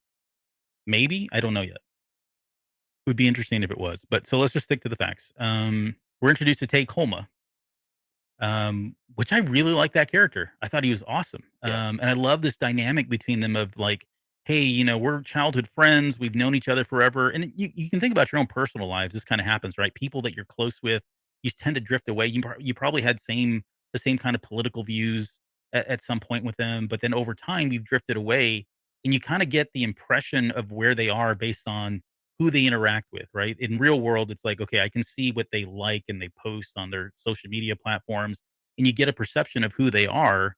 But then that's kind of what's happened here, right? He's saying because she's so high up now in the empire, essentially, right? That's part of the Senate, the Galactic Senate at this point, that he's presuming that she's kind of like, maybe not a loyalist, but maybe a sympathizer in some way, maybe not as harsh. And for him, it's like he's gone the opposite direction. So he's very timid and very cautious about the words that he's using and doesn't want to Well, she's in the say Hornets. certain things because of their friendship. She's in the Hornets nest or the Devil's Den, right? And so he knows that any kind of association in that way Yeah. could very well be dangerous, if not from one of her affiliations, or just from from someone that she just tangentially knows. It could be a risk for him, depending on what he's actually up to.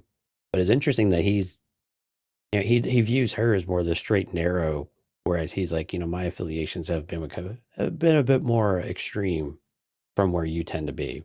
Mm-hmm. I like that she kind of throws that back at him too. That Yeah. like, And I think his definition of extreme is like he has no clue what she's involved with right now. right. Yeah. So yeah, I did like this. I mean, the background on him is we know now that he's the Bank of Colma was mentioned when they're talking to Lita. So assuming he's he's kind of like the big banker. I mean, his family, I guess, owns his bank on Right. Chandrilla. They're childhood friends. That's where Mon Mothma's from. It's her oldest friend. You know, he doesn't feel comfortable at that party because, and you can see it around. He's constantly looking around him, thinking, "My gosh, this is so lavish," and all of this. It almost feels like it's blood money, is the way I'm looking at it. You know, he's looking at all these things and going, "These people are here, and they've risen to power because of stepping on Yeah. all kinds of folks throughout the galaxy." And how can you live like this? How can you live under the luxuries that the empire provides? Is really what he's kind of telling her. Yeah, especially in good conscience, right? I would just, Yeah, exactly. and again, I don't know that. I'm curious if he indicts her for that type of lavish lifestyle. I mean, I don't think he's giving her a hard time about it. Just that, I mean, we've both come a long way, but yeah, this just seems like it's not you Hmm. either, or is it? Yeah, Or it is, he's and not, I don't want to offend you. Is what and he's he's not. basically Well, saying. he's not sure if it. He's not sure if it's her or not, and it's not an offense type of thing. It's like I don't know whether to trust you. How far, how deep does our friendship actually go, kind of thing. Hmm. Yep. To the point where she kind Before, of feels the same way. You know, she needs to know if she can trust him. If yeah, I can tell you some truths, and she, for her part, she actually did was kind of plain speaking for the most part. yeah. Well, he said a couple things. We won't get into them, but he does say enough. He says enough that you're like, okay, yeah, she's starting to feel comfortable and sees that they're at least on the same page, even though he may not believe it. And so, you know, she took the moment a little bit later to kind of pull him in and get him on her side. Right. There is before we get into her confession and her ask of Tay, there is that one jerk parenting move that happens Go ask where your parent mom. you go ask your mom. Yeah. Well, and yeah, it's exactly what it is. Like he's sitting, it's the fact that his body posture, like you see him, he's kind of like just laid back, just, you know, Talking he's to his trash. friends. Yeah. Yeah, talking to his friends Can and I go to my she room wants to now? leave. Can I go? Go talk to your mom. This is Yeah. important to her. Go talk to your mom. Right, this is your mom. That's exactly, so that's where I was gonna go, like, this is a jerk move because in my head, because I don't like Perrin, I think he's trash, Right. but, you know, he probably said, "Hey, you know what? If it were me, I'd totally let you go. I totally get it. You don't need to be here. You don't wanna be here, but you know what? It's not my party. It's your mom's party, and unfortunately, you're gonna have to ask her and see what she says.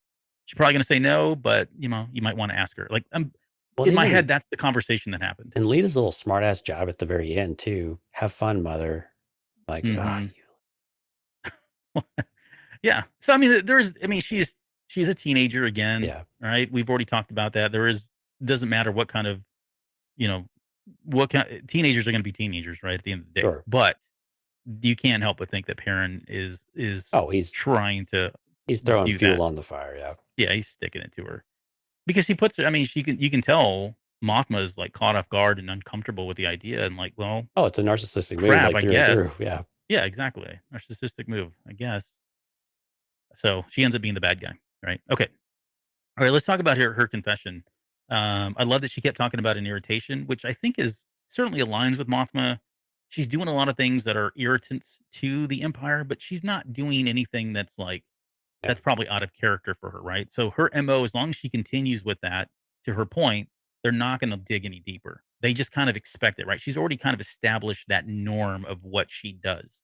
So there's really no reason for the Empire, as long as she stays there and she doesn't deviate, she can probably get away with a couple of things, and she's using Well, that as that subterfuge. how true is that though? Because why else would they start to implant, the Grand Vizier into her business? She's got an ISB security for a driver. It's Hmm. difficult for her to dip into her money. They're looking into her charitable events. I don't know that I believe where she's coming from. Of she has all these things, but clearly there's suspicion. Unless they're just doing this with everybody, they have suspicions about. They do. So Okay, again, now I mean, here's fair enough, but well, here's the again. So here's the political undertones commentary that's creeping in. There was something that happened in the 50s and 60s that some people might know about called McCarthyism. right. And McCarthyism was, was named after I think a Senator Hmm. McCarthy. It was the big Red Scare, Right. right? And we were going around and we were tapping people's. We're gonna get into some of this tomorrow on that episode. I had to get into some of this because Nelson Mandela came up, which is a whole nother story. But McCarthyism was, they were suspicious of everyone, and they were putting people out there. They had feelers out there. They had people working in different areas and groups or whatever. And it was all just out of pure. Some of it was, you know, um, Some of it was with layers of protection to protect themselves, I guess. Some of it was suspicions, even if they weren't warranted.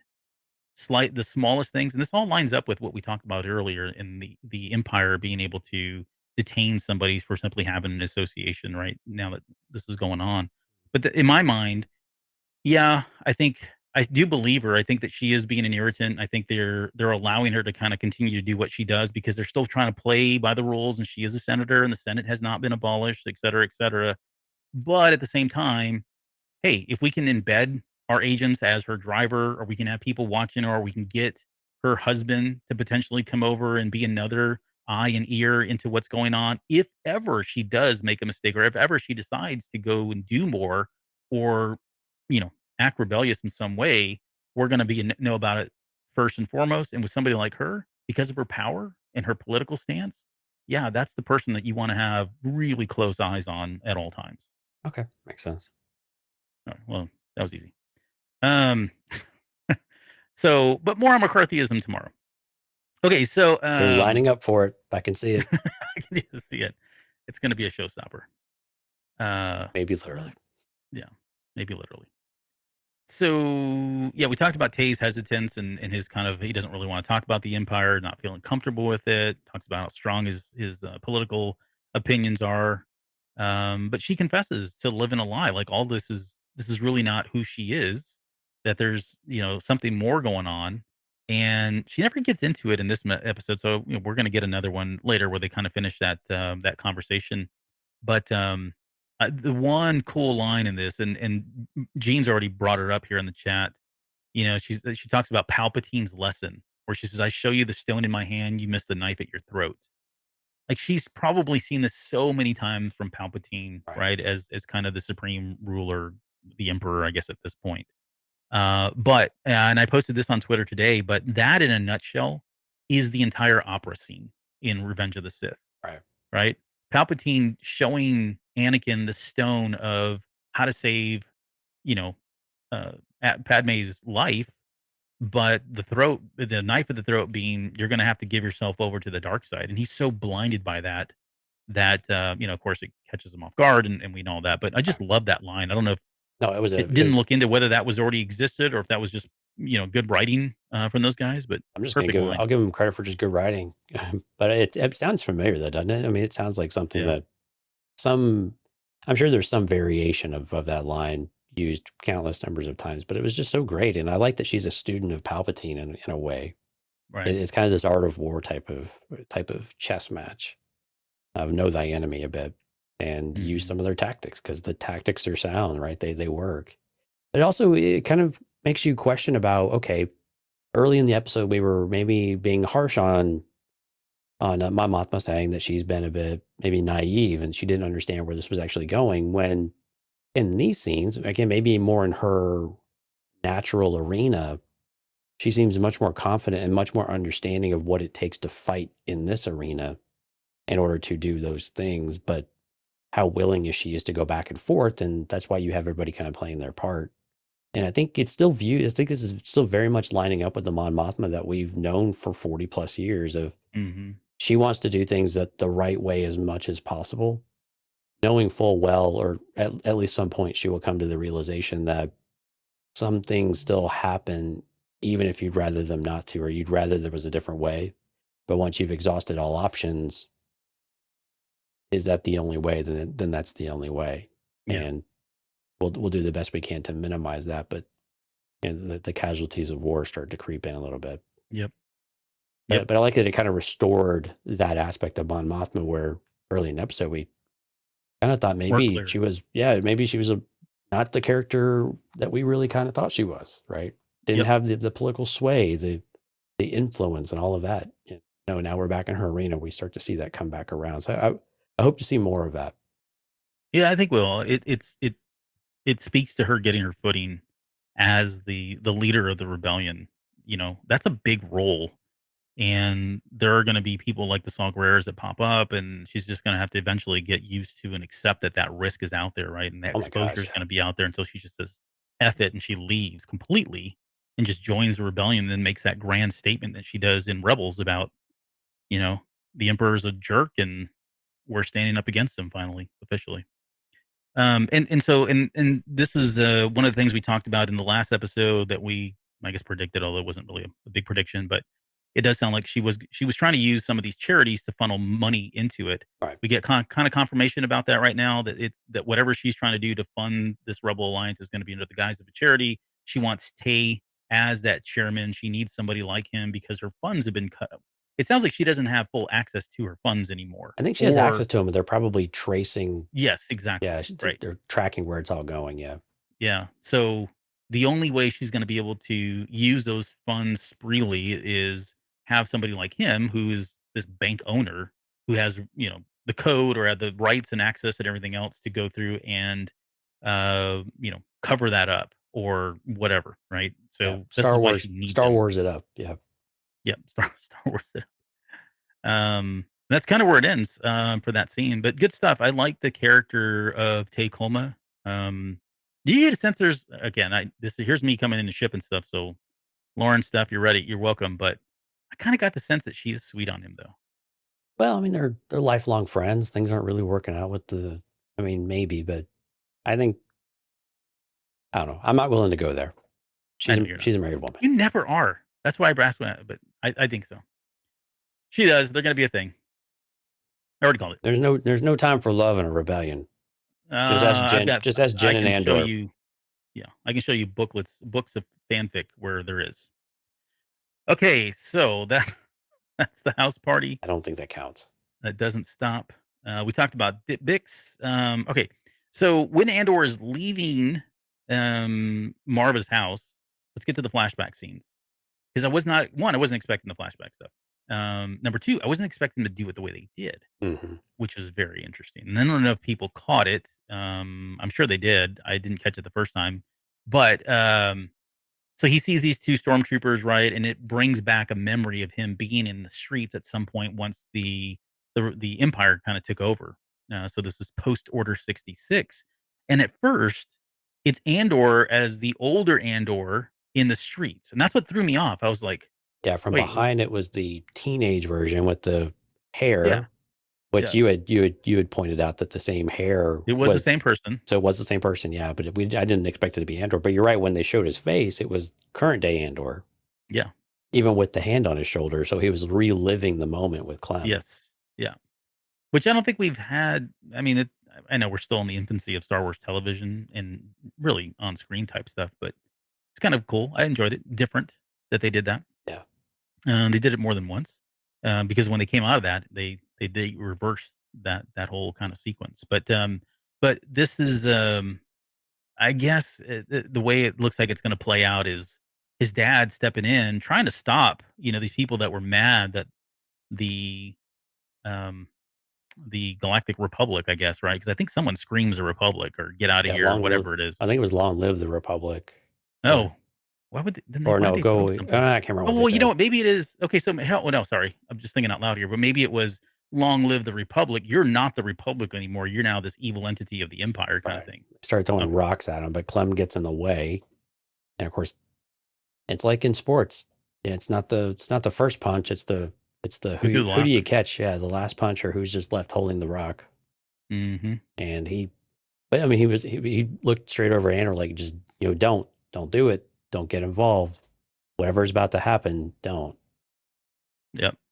Well, that doesn't bode well, because the next flashback we get is, and we're jumping over a couple scenes because we've already talked about him, but the second flashback we get is, him walking down that street. We see the boots, I would assume, of his father hanging there, right? Because it's after Marva's been talking about, avoiding that particular Rick's Road for like 13 years. And then confirmation that kid, that person that we saw on the teaser and the trailers, that's actually Andor, who's pulled out a club and attacking. He's not attacking a garrison, right? Well, it's like 3 or 4, but yeah, what does he like? Where is this going? I don't know. I wonder if those troopers, though, like, I want to give them the benefit of the doubt. If they show us the rest of that scene, do you really think they're going to take any action, or do you think they're going to be like, block it, not necessarily punch him, but throw him down and be like, get out of here, kid? Or maybe stun him. Like, yeah, or just like, you're not going to, or they take the stick away, and then what is he going to do? He's I don't know. Pound on armor? I'm going to guess he's going to survive, though. That's going to be my guess. So you're very brave and bold, sir. Yep. If nothing else. But yeah, I mean, I don't know. I mean, yeah, stun him maybe just turn around and kick him in the butt and say, "Get out of here. Get out, go home. Who do you Yep. think you are? You're gonna up like your pops, that type of thing." But it'll be interesting to see how they portray the clone troopers. Yeah. Because they're still clones at this point, we believe. Well, and that's why I feel like I don't like if it was the Empire, then I would maybe think, would okay, they they're be? gonna, I guess they still are, yeah. yeah, Because they're still in phase 3 yeah, clone trooper armor. they're still clones. Oh, that'd be cool if we get the voice though. Little D. Bradley Baker, maybe. D. Bradley Baker, yeah, or they bring Tamora Morrison back. Oh yeah, him. I guess he's still around. Huh? Who would you rather have? Don't answer that. Probably D. Bradley Baker, just for consistency purposes. I would too. Okay, I won't tell anybody you said that. We'll edit that right out. Don't tell Tamara he can kick our ass. Gene said the show's maturity makes Kenobi look like an episode of the Teletubbies. I don't know about that. I don't disagree with him, but well, it's a different kind of television. Yes, I don't think it's fair to compare them. It is because they're both Star Wars television, but we need to talk about that at some point. These different Teletubbies. No, oh, okay. No, not Teletubbies. Sorry, I got fixated on the wrong thing again. There's a Barney documentary. Don't right now. Don't. I'm gonna have flashbacks. Oh, I'm gonna have to watch it. It looks fascinating. Okay, but yeah. So going back to Rick's Road, we'll have to edit that out too. I say all that, and I never edit this stuff out.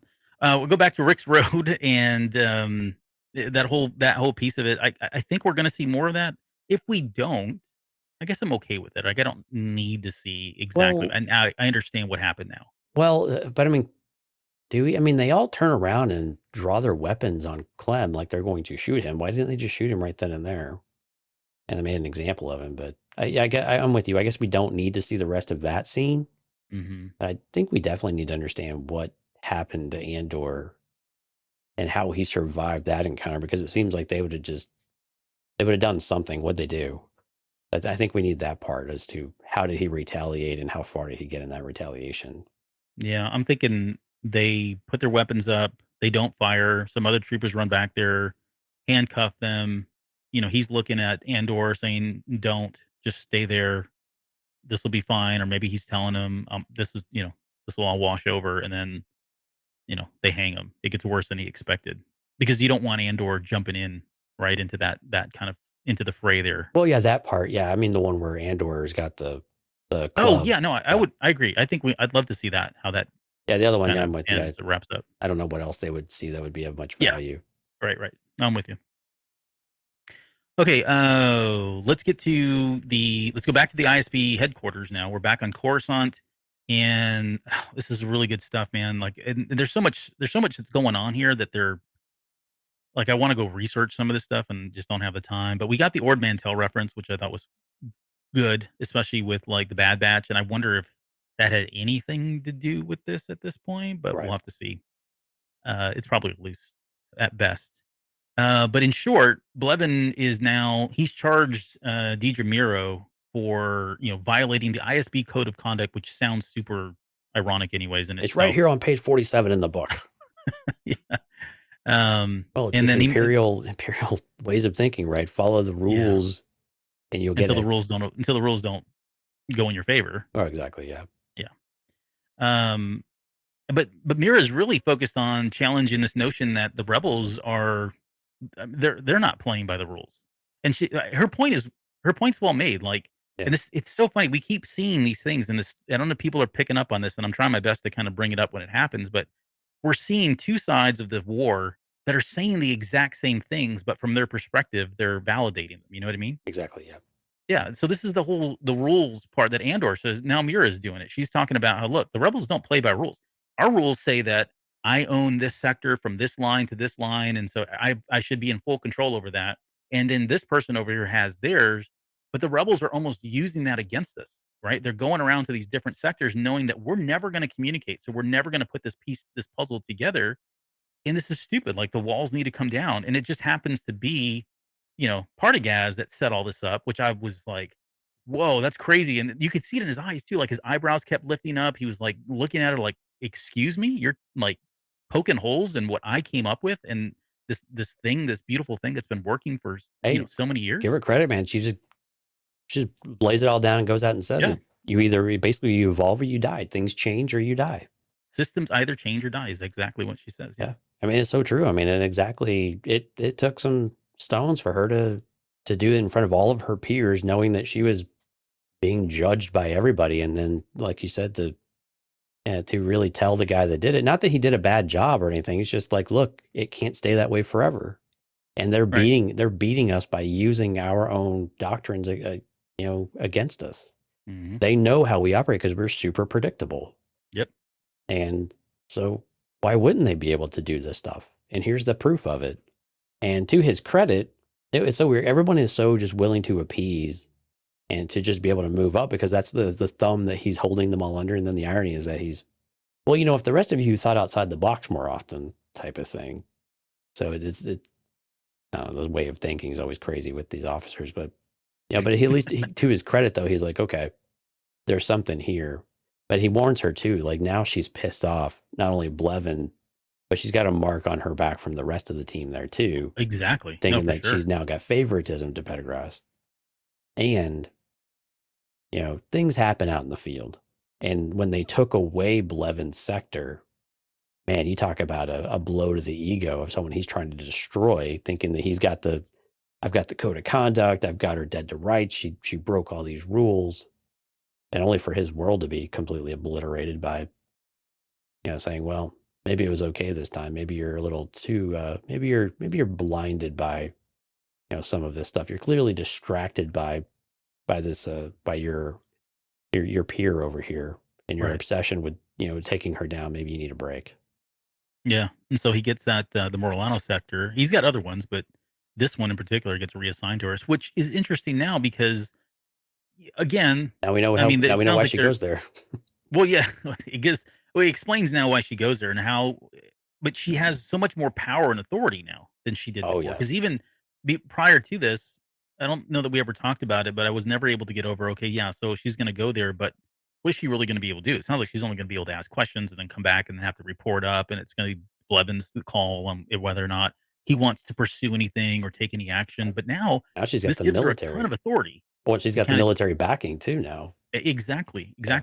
And this aligns with those scenes where we see her show up with the military authority of death troopers behind her, going in, interrogating. She's got free will, right? We know, very similar again to the Patriot Act that was enabled here in the U.S. She can go and call upon these different forces and have the Navy and Army. I mean, this is what Wolf. Yularen? Yeah, Luthen. He's talking about at the very beginning. Let's do it together. Yeah. Yularen. There we go. Nicely done, my friend. Thank you. But yeah, this is exactly what Yularen was talking about, how they have full rights to take these guys and use them however they need to at this point, which really ups the ante in terms of enforcing things or getting data, investigating people, imprisoning people, detaining folks, whatever they need to do. Right. Because they're not, I mean, they've all been imperial citizens to an extent, but you're right. Now they are under firm imperial jurisdiction and control and authority at the most basic of levels security wise. So now they're completely subjected to all of it. There's no flying under the radar anymore. Yep. And so, I mean, it's about to get nuts. Well, for her, Andor, not so much. I think things went crazy for him too. Yeah. Well, yeah, things might get a little crazy for him, just different ways. Right. But I did like that. I mean, I won't go so far as to say that Pendergrass is now aligned with her and all that, but he definitely sees the merit in what she was saying. He acknowledges her. He says, well played. Right. Yeah. And tells her to kind of watch her back. So I think all of that is going to bode well for her. I really hope that she moves up in the ranks here and we get to see more of her than just this later. I don't know if she needs to though. Maybe next season she would be if she makes it. Yeah, maybe next season. Yeah, maybe she's a moth or something. No, I'm kidding. It's too far. Okay, so we get the final scene, which is on Niamos Beach. He's under what's his name? Keith Griga? Girgo. Keith Girgo. Girgo, which sounds like Grief Karga for some reason, but I guess it's not. It's like they just moved some letters around, yeah. Yeah, but Keith Girgo is his name. He's under that alias here. Yeah, I mean, he's living like he's like a beach bum, right? This is him using the money, laying low. It looks like he went out to, again, what looks to be Florida of some sort, or Yeah, found himself a lady. yep, lady friend. He seems like he's hungover, so they probably had a night of drinking and Yeah. beach partying going, whatever happening there. Um, the reason why he was so secretive about the case of credits, he had the credits. Looked like there was a blaster in there. He had that. He was hiding it up above the shower, just precautionary type stuff, or Yeah, I anything think just more. being careful. I mean, because again, these are flings. So there's she's not going to know what's going on, but yeah, they're checking up and whatever. So I Yeah. imagine he's just being very careful. And again, it's his money. It's no one else's money. He's not going to be in that position again. Someone steals from him and then bolts off with however many thousands of credits he's got left over. So he said he was going to, what was it, warm and easy? I think that's what he Warm said. and I mean, easy. Yeah, this kind of yeah, fit the bill. it's warm, and he's got the beach life, which is easy. Yeah, but I don't know. for a time till he had to go to the store. It's always a dangerous adventure. Yeah, Apparently, and anytime you make a Cheetos and Red Bull run, that's pretty much what it was. which she said Pizos and Revnog. Yeah, I don't know. I knew I that was as thinking some sort Cheetos of like Cheetos and vodka type of thing. It was weird. like the munchies, right? Right. Whatever that is in Star Wars world. But yeah, I don't know. This is, I mean, what a terrible decision. This is not where I would have gone. Like, if I'm trying to lay low from the Empire, of course, I have the benefit of knowing the full extent of what the Empire can do and where they are, their reach. But Well, again, I would have done what's that clone trooper that went and picked this? Oh my gosh, Yeah, I we'll will think think of of that it. later. Yeah, I'll think of it shortly. But I mean, Yeah, you're but right. the guy that went But again, he set doesn't up a believe family on a that. farm somewhere on a planet, remote planet. Right. Yeah. But again, he doesn't. Andor doesn't think that the Empire's reach is really.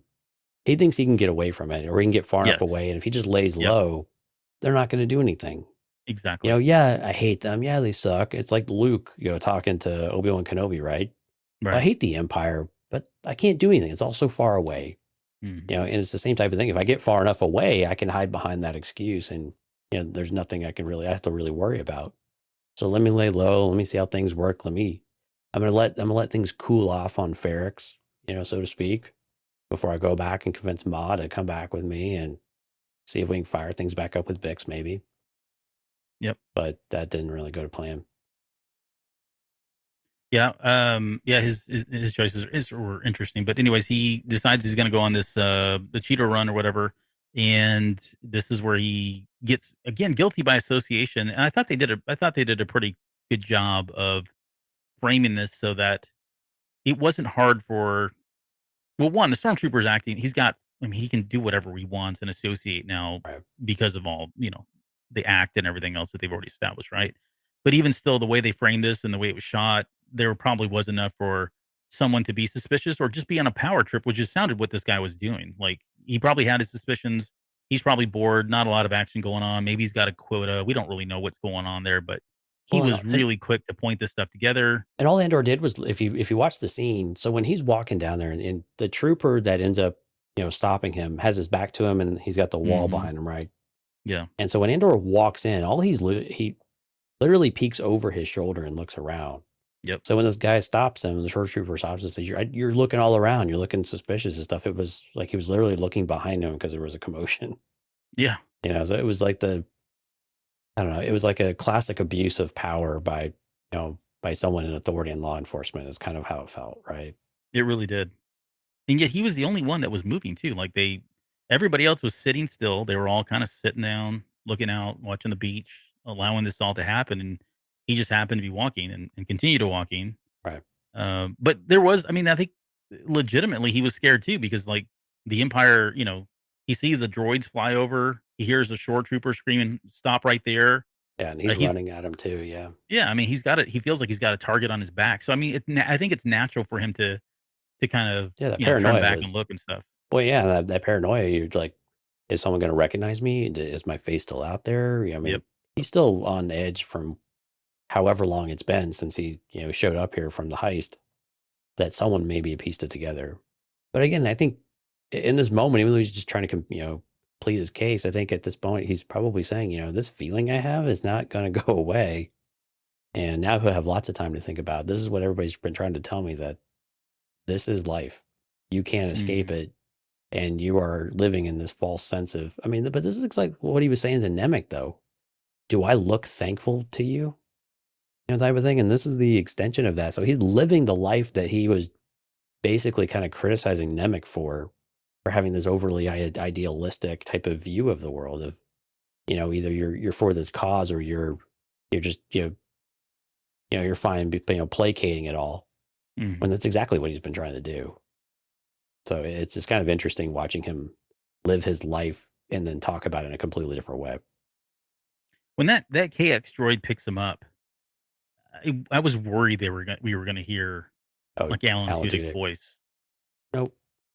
So thankfully that didn't happen because that would have been too on the nose. And I think I'd love to see K2SO. I'd love to, again, I think we've already said this, but for anybody that's not listened to those episodes or just tuned in for the first time, I'd love to see that as part of season 2, right? That reunion or maybe even the retelling of how they meet.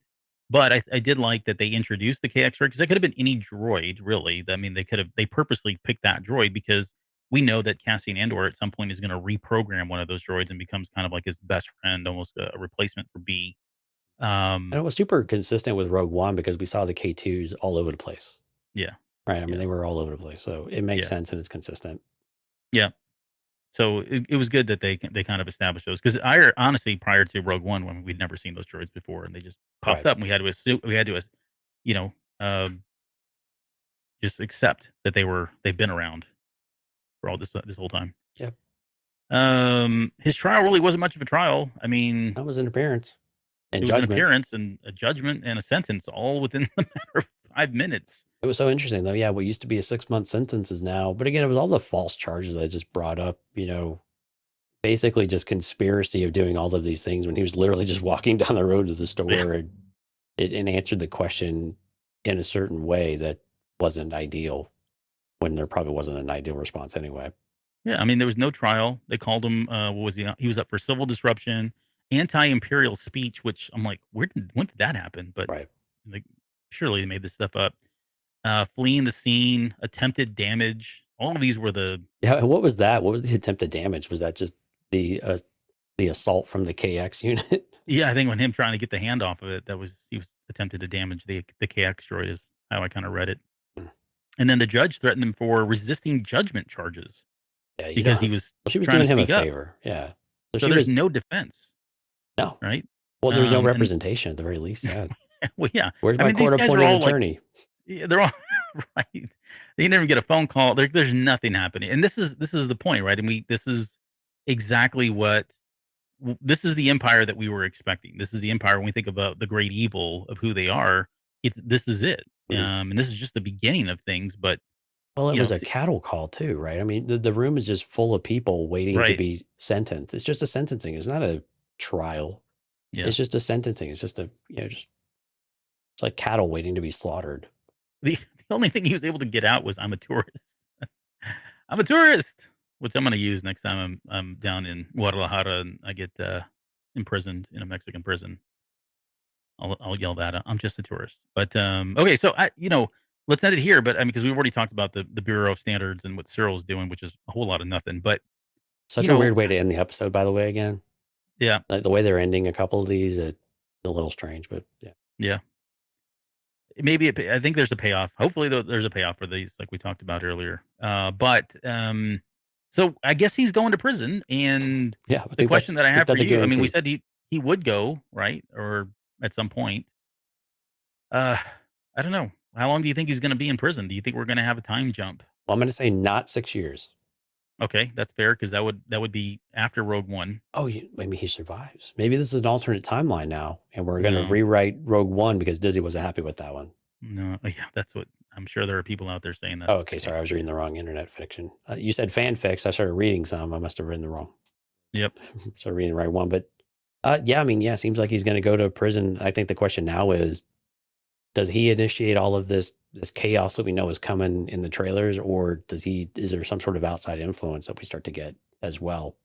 And I think, or do these paths still stay pretty separate with where Luthen and now Clea and Mhm. Vel and how all of those things? So it seems like now we got Vel potentially lining up to get connected with Marva, maybe connected with Bix. And I think that's a way for Bix to kind of get into the main storyline now, if you will, back with Andor, rather than kind of being left and Andor doing his thing.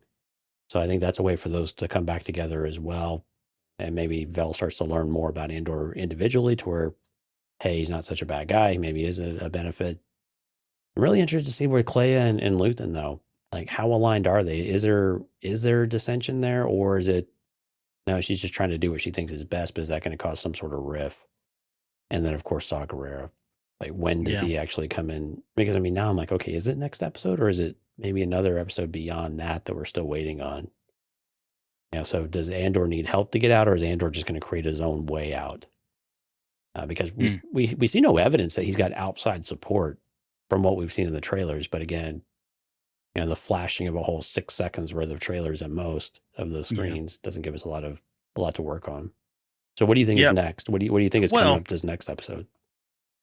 I don't know, but what I would say is I think what where I would like to go, and not to repeat ourselves, but just to kind of put a bow on this thing, where I would like this to go in my own head is he does get imprisoned. I would be okay with the time jump. Like, it makes sense. Like, again, we know we have years we got to get through in the next, yeah, right. Doesn't Plus, we talked about well, we haven't talked about it yet, but when we talk about the manifesto stuff, generally people that get empowered or fall under the influence of different ideologies and because of manifestos when they're involved, there's some time that passes. They have to like be able to read all of that stuff. And but again, why would they give him a book in prison about anti-imperial sentiment after you went to jail for anti-imperial sentiment? I don't know. If he doesn't have the book, then that's fine too. Right. But I guess the point is some time has got to pass where I think he does, like you said, through speaking with some of the people there, he starts to see some of the injustice that's happening. I think that aligns really well to that. There's that one scene that we haven't seen yet where they've got all those people working in that white room and they're working on high tech stuff. Like, it's not like they're, like I said, I made the joke. They're not building license plates, you know what I mean? Or making license plates. They're like working on high tech stuff. And that would make sense because if the Empire is going out and just blanket imprisoning people for the stupidest things, they're going to catch people with super high skill sets. And now that they're prisoners, they can just put them to work. Now, this is part of their sentence. So they're going to, work. This is work release program, although they'll never get released. But that certainly would align that they're going to start using these folks for those types of things. But anyway, so those interactions and those experiences with those people, that's probably enough to really kind of get them past this. I'm just in it for the money. Right now, it's much more personal to him because of his mom, because of himself, because he's now witnessed all these other people that have been oppressed and wrongfully locked up and detained and possibly killed. I think all that's going to change him in a lot of ways. Yeah, you're right. There's got to be something that starts to get him to buy into it.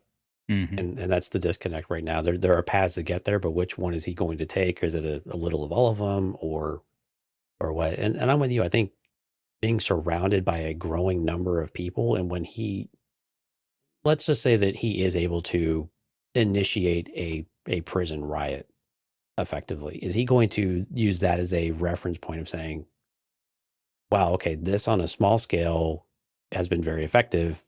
Maybe there is something to this. Maybe I need to listen more to what is going on with this greater rebellion and to understand exactly what has Luthen created that I've been so resistant to even hear anything about. Yeah. There's clearly something more. Am I learning more about it in this place to where I want to go and get more involved, or at least be curious about it? Maybe not get more involved. I don't know if we're at that stage in Andor's development quite yet, but because I would like to think that we're not going to get to that point until the very end of the season. So we've still got a few more episodes of kind of this back and forth of Andor resisting change, resisting accepting what is to become his destiny of sorts. Yeah, I think you're right. It feels like it's still a little too early for him to transition. Not enough has happened for him to transition yet. But we should start to see more breadcrumbs there, where he's taken kind of a pretty sharp swing back on the pendulum after what happened with Nemec and some of that stuff, and just wanting to jolt. He's taken a big step backwards. So there's got to be something now to help, kind of nudge him forward. So we'll have to see what that is. I mean, selfishly, I want the Saw Gerrera prison break because I think visually I would love to see them just systematically go in and free them and know so much about how because that's what they do, right? They know so much about how the Empire and how it works, and that's why they're so effective. Right. But does it I'd love to see cheapen? them actually break him out of jail. But But does it cheapen Andor's Andor, development? well, what's that? But does it cheapen? Is that at the expense of Andor's development? I guess. Maybe. Other I side. mean, I think it could, but we have to remember too that when Syril is pulling up Andor's record in episode 2 or 3, he incites a riot of some sort, right? Like, so this is not. He's done something similar to this before, so like, yeah, I think he has it in him. He's already done it, so it could be Maybe. him. Just he has the ability to do it himself, and I guess I would be good either way. I just know it feels like it's going to have to be a prison break. Not the scenes aside where it looks like he's smashing something and everybody's kind of running, right? If that Right. even wasn't there, we know if it's 6 years and the Empire doesn't seem like they let people out on probation. It just, especially now, right? There's no Right. such thing. So we have to believe that he's going to be locked in for 6 years unless something happens, which is going to have to be some kind of a prison break, either initiated by himself or somebody like a Saw Gerrera. Right. So, but I think that's where we're going. I So mean, unless, do you think we yeah. have a time jump now, or do you think we're going to get a time jump this season within the season, or do you think that's after I the think season? oh sure, I'll go on record. Oh sure, and you say no. You say no, so that we were right. I say yes, and it doesn't have to be very long. It could be 6 months, enough for him to get a taste of flavor and get that experience of prison life and those views and everything we talked about. Right. You Probably can't six just go months to is good. jail and then break out the next day, right? No, no, no. It's I mean, then what's the point, right? That didn't do anything for him. Right. Even if it's a year, I think it's still within the timeline, right? We still have there's some wiggle room there. We've got some time to play with if we're going to really tell the story. But I think that it deepens the character. It adds another layer to the character that doesn't exist. And if you're looking at somebody who's kind of like this rebel freedom fighter, that's not the person we see now. And something has to happen more than probably just what we've seen for him to kind of turn into that. Agreed. Okay.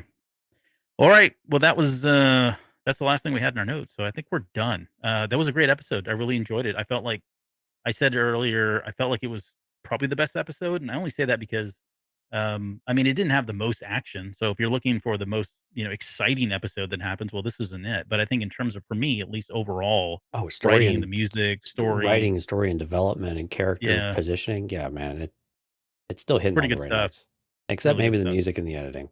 I know you had a problem with music, and then the editing. I think is unfair. I'm with you. To me, it feels like is TBD I think that's if kind of there's one going of to the be a weaker payoff. parts of the overall series, to be honest with you, is it's just the editing part of it for whatever reason. It just feels like and maybe it's really deliberate, but when we get to the end of by the way, to get the regular into the end of the season, Yeah. maybe we'll kind of revisit some of that. Yep. All right. Well, you got shout outs before we get out of here? Yeah, I sure do. We do a live stream for those that are listening, kantinaCast.com/YouTube if you'd like to catch up on all of that and subscribe and be notified whenever we go live. Tonight we had Jonathan, Lauren, Sky, Kathy, Jorge, Gary, Steph, Qui-Gon J, obviously subdued. That's so fun. That makes me laugh every time. David, Eugene, Hard Countered, and Rob peeking in there at the very end. Thanks everyone for coming out. Everybody that was in there lurking in the background, thank you for listening.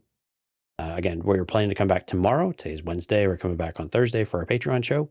Patreon are open to everybody for the live stream, so welcome you to come out 9 p.m. Central.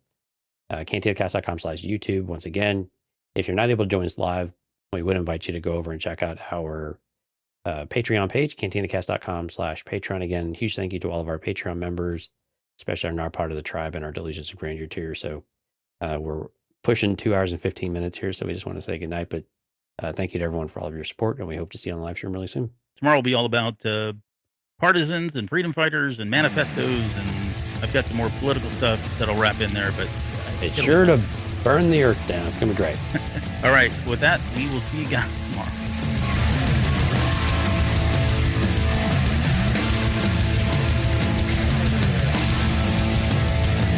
You're still listening? Wow, that's amazing. Well, I'm here to give you the disclaimer. Normally we do a big, long, drawn-out disclaimer thing saying what's what and who's what and all that other stuff, but I think you guys kind of know that Lucasfilm and Disney have no affiliation with us at all, and we have none with them. We talk about Star Wars, which is their property, and all that other good, fun stuff, but I think you can tell which is our stuff and which is their stuff. If you can't, well, then send a lawyer to send an email to me, and I'll be glad to chat with them. Other than that, you know what's what, so that's your disclaimer.